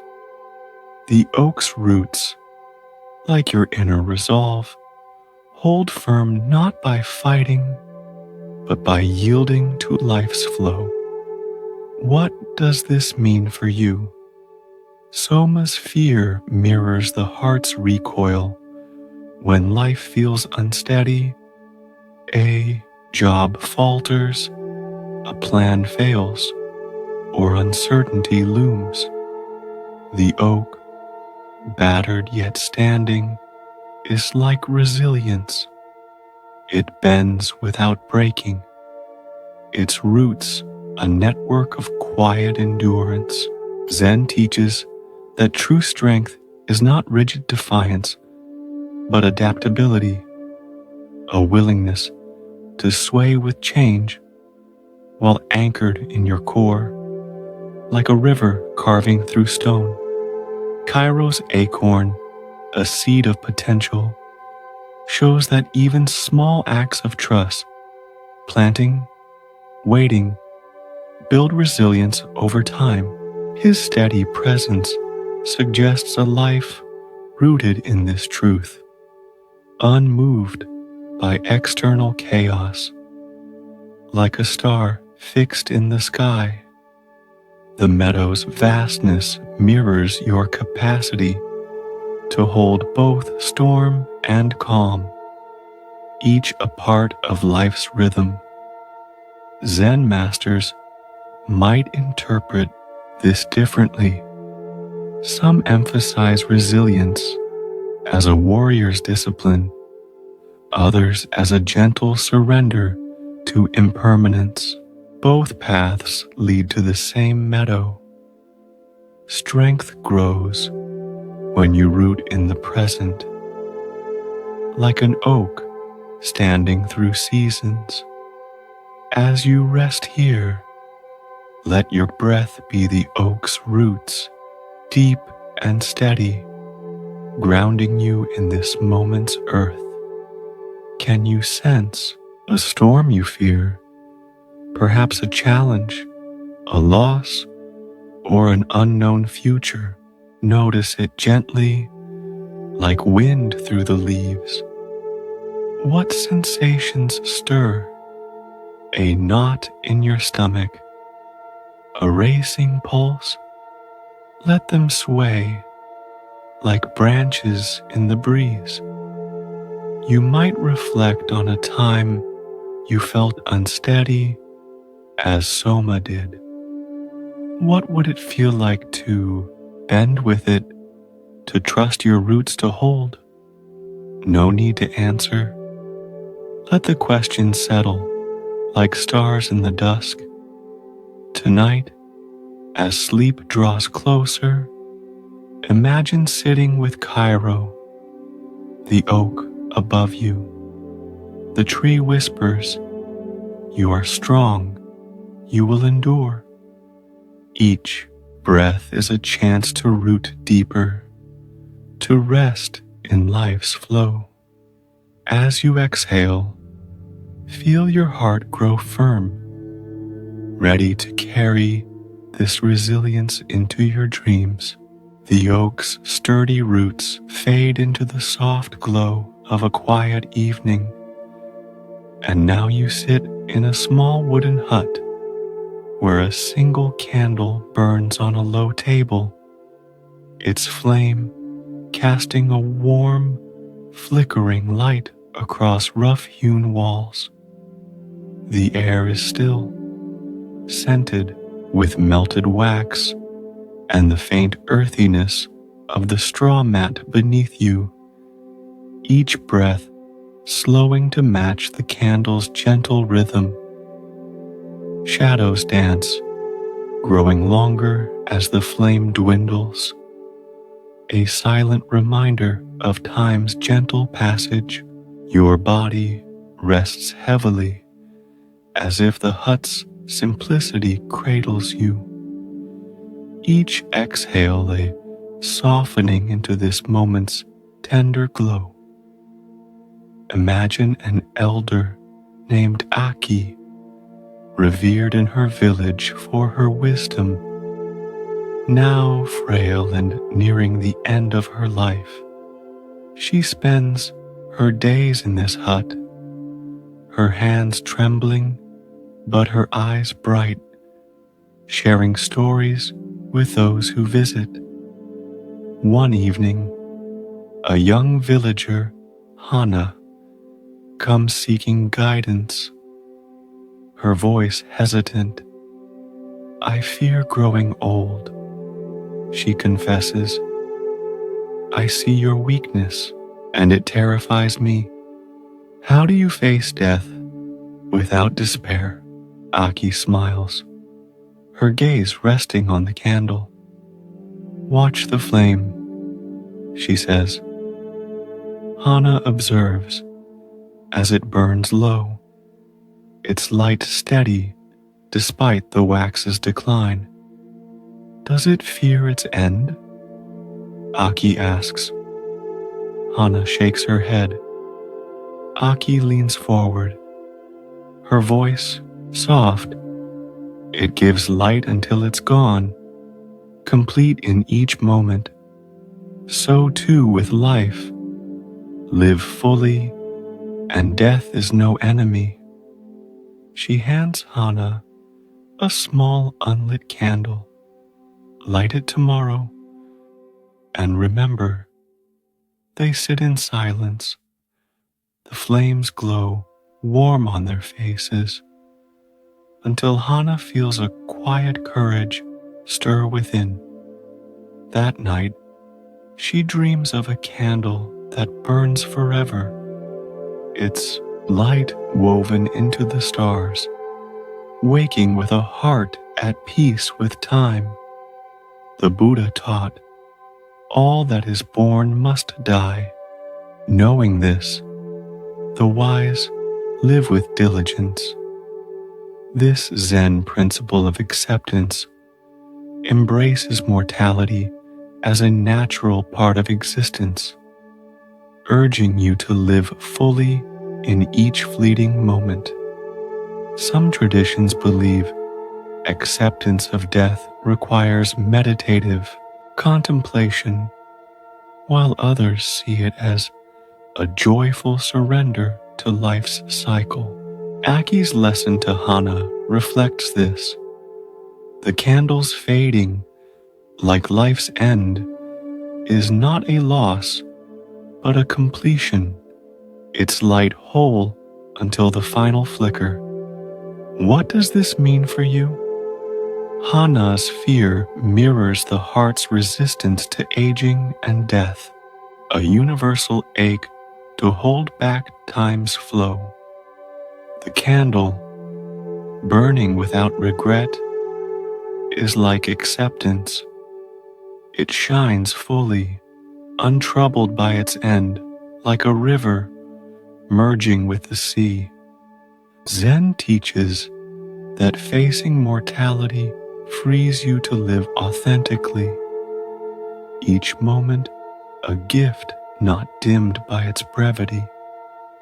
Aki's frail hands, steady despite her weakness, show that acceptance is not resignation, but a deep engagement with life. Her presence, a beacon in the hut's dim glow. The unlit candle she gave Hana symbolizes potential. Each new day, a chance to shine, to honor life's impermanence with courage. Zen masters might interpret this differently.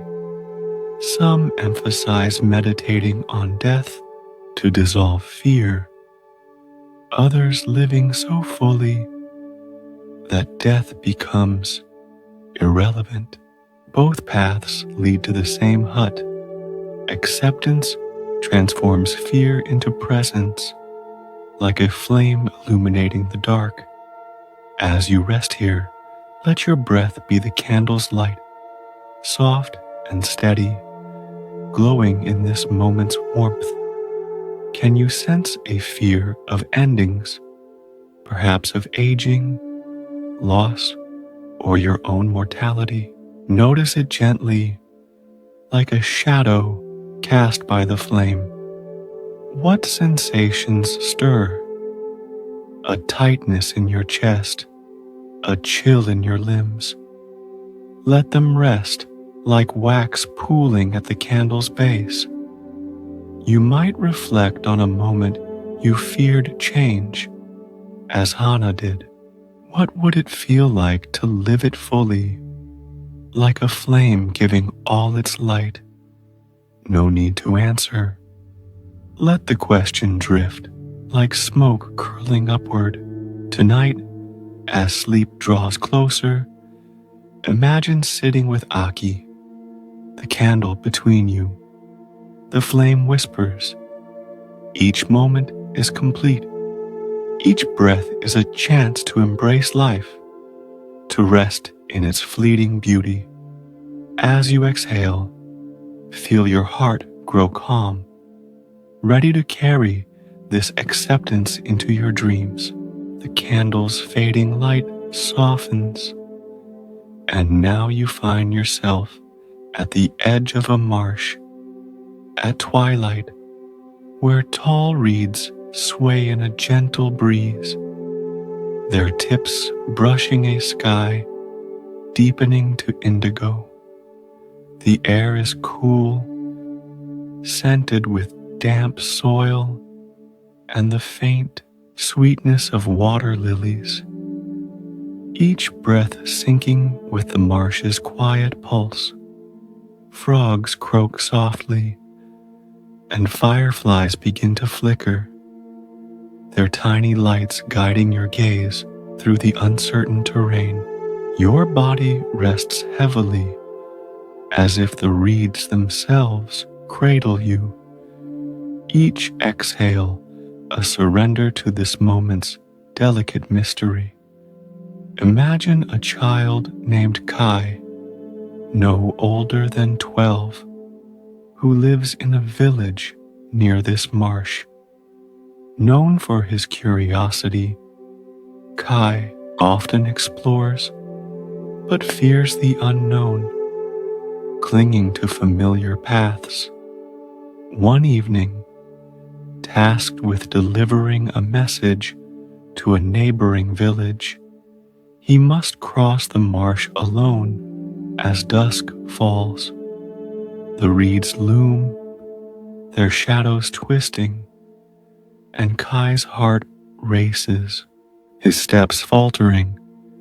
Halfway through, he freezes, imagining dangers in every rustle. A Zen monk, Soma, appears on the path, his lantern casting a soft glow. "Why do you stop?" Soma asks. "I'm afraid," Kai admits. "The path is dark, and I might get lost."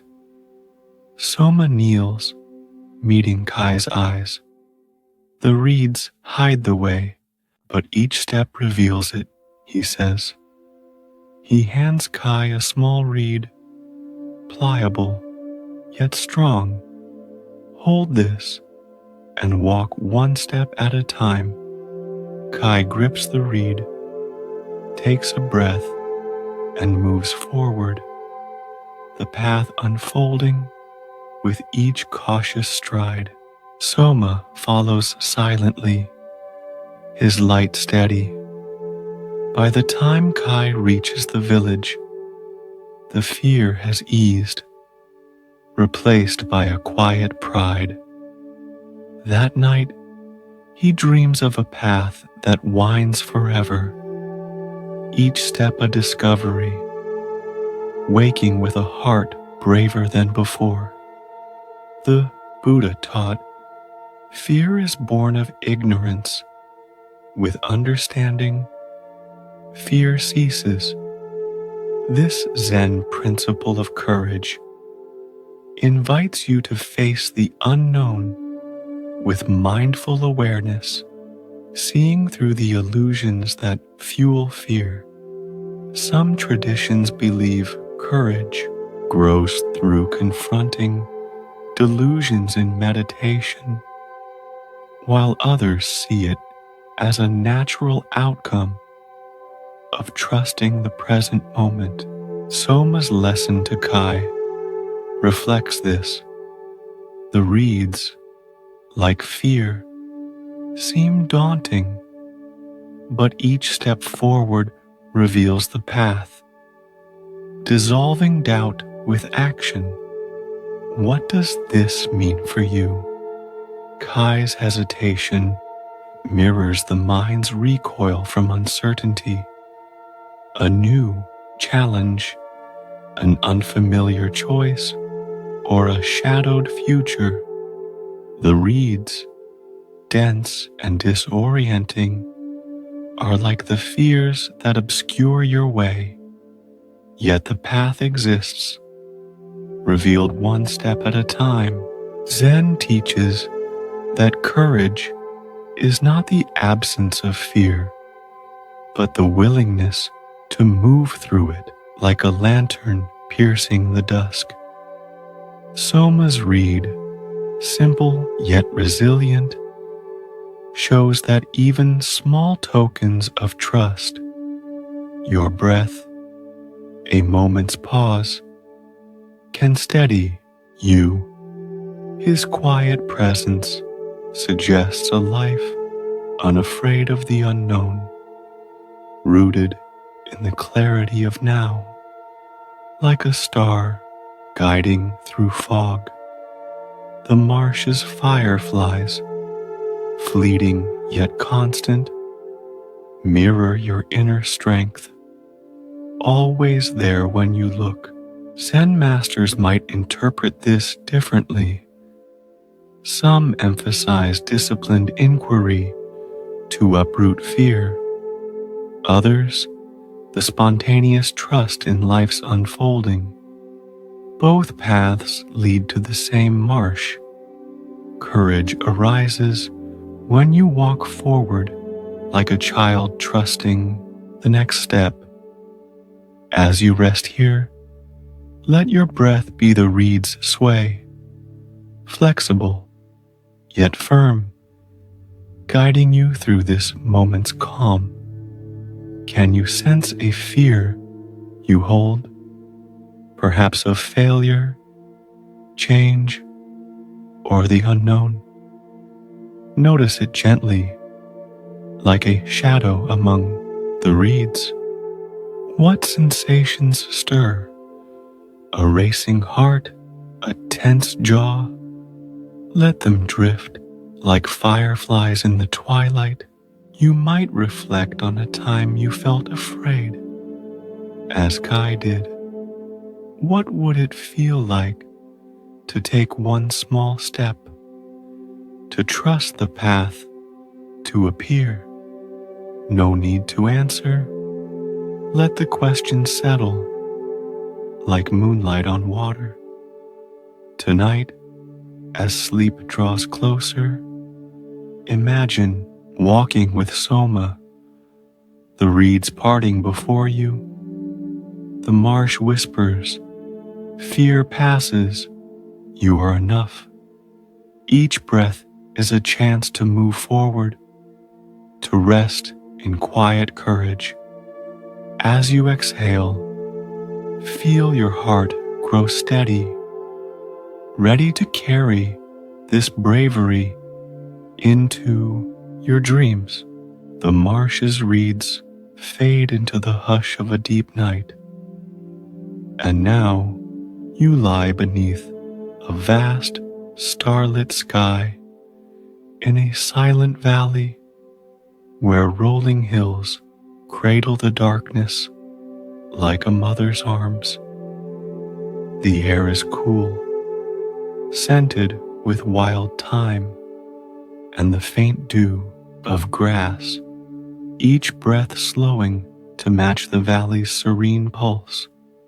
Stars pulse gently, their light ancient yet new, a tapestry of moments stretching beyond time. Your body rests heavily, as if the earth itself is holding you. Each exhale, a gentle drift toward sleep's embrace. Imagine a seeker named Yuna, who has wandered far across ancient Japan, chasing answers to life's deepest questions. Why do we suffer? What is true peace? Exhausted, she arrives in this valley, her heart weary from seeking. Beneath the stars, she meets a Zen monk, Taro, sitting on a flat stone, his face lit by starlight. Yuna pours out her quest. I've sought wisdom in temples and texts, but I'm still lost. Where is the peace I seek? Taro gazes upward, the stars reflecting in his eyes. What do you see? He asks. Stars, Yuna replies. Are they far or near? Taro asks. Yuna pauses, unsure. The stars feel distant, yet their light touches her skin. They're here and there, she says. Taro nods. Peace is like the stars, always present, yet you chase it elsewhere. Rest in this moment, and it shines. He hands her a small, smooth pebble, cool from the night. Hold it and be here. Yuna lies back, clutching the pebble, her breath sinking with the valley's quiet. The stars seem to whisper, and her seeking softens into presence. That night, she dreams of a sky within her heart, its stars glowing without end, waking to a calm that needs no answers. The Buddha taught, peace comes from within. Do not seek it without. This Zen principle of presence, sati, invites you to rest fully in the now, where peace is not a destination, but your natural state. Some traditions believe presence requires meditative discipline, while others see it as a spontaneous return to your true nature. Taro's lesson to Yuna reflects this. The stars, like peace, are ever present when you stop chasing. Their light always here, as close as your breath. What does this mean for you? Yuna's seeking mirrors the heart's restless hunt for something more, a perfect moment, a lasting truth, a life without pain. The valley's stars, vast yet intimate, are like presence, always available, yet obscured by the mind's wandering. Zen teaches that peace is not found by adding wisdom or experiences, but by settling into this moment, like a bird landing on a still branch. Taro's pebble, ordinary yet grounding, shows that the simplest anchors, your breath, the feel of your hands, return you to now. His starlit gaze suggests a life rooted in presence, each act a quiet homecoming, like a river resting in its bed. The valley's silence, alive with the hum of night, mirrors your inner stillness, waiting to be noticed. Zen masters might interpret this differently. Some emphasize mindfulness to anchor the mind. Others, the effortless awareness of being. Both paths lead to the same valley. Peace is here, shining like a star in your heart. As you rest here, let your breath be a star's gentle pulse, soft and slow, lighting this moment's quiet. Can you feel a seeking urge, perhaps a wish for answers, a need for change? Notice it gently, like a cloud passing over the sky. What sensations stir? A flutter in your chest, a sigh in your throat? Let them drift, like dew evaporating in dawn. You might reflect on a time you sought peace elsewhere. As Yuna did, what would it feel like to rest here, to let this moment be enough? No need to answer. Let the question dissolve, like starlight in the night. As sleep wraps you closer, your breath grows softer. Each inhale a star, each exhale a release. Thoughts float by, clouds drifting without weight. Let them go. The valley holds you, its silence a lullaby. Carry this presence into your dreams, where stars shine within and without. End of script. May you find peace and rest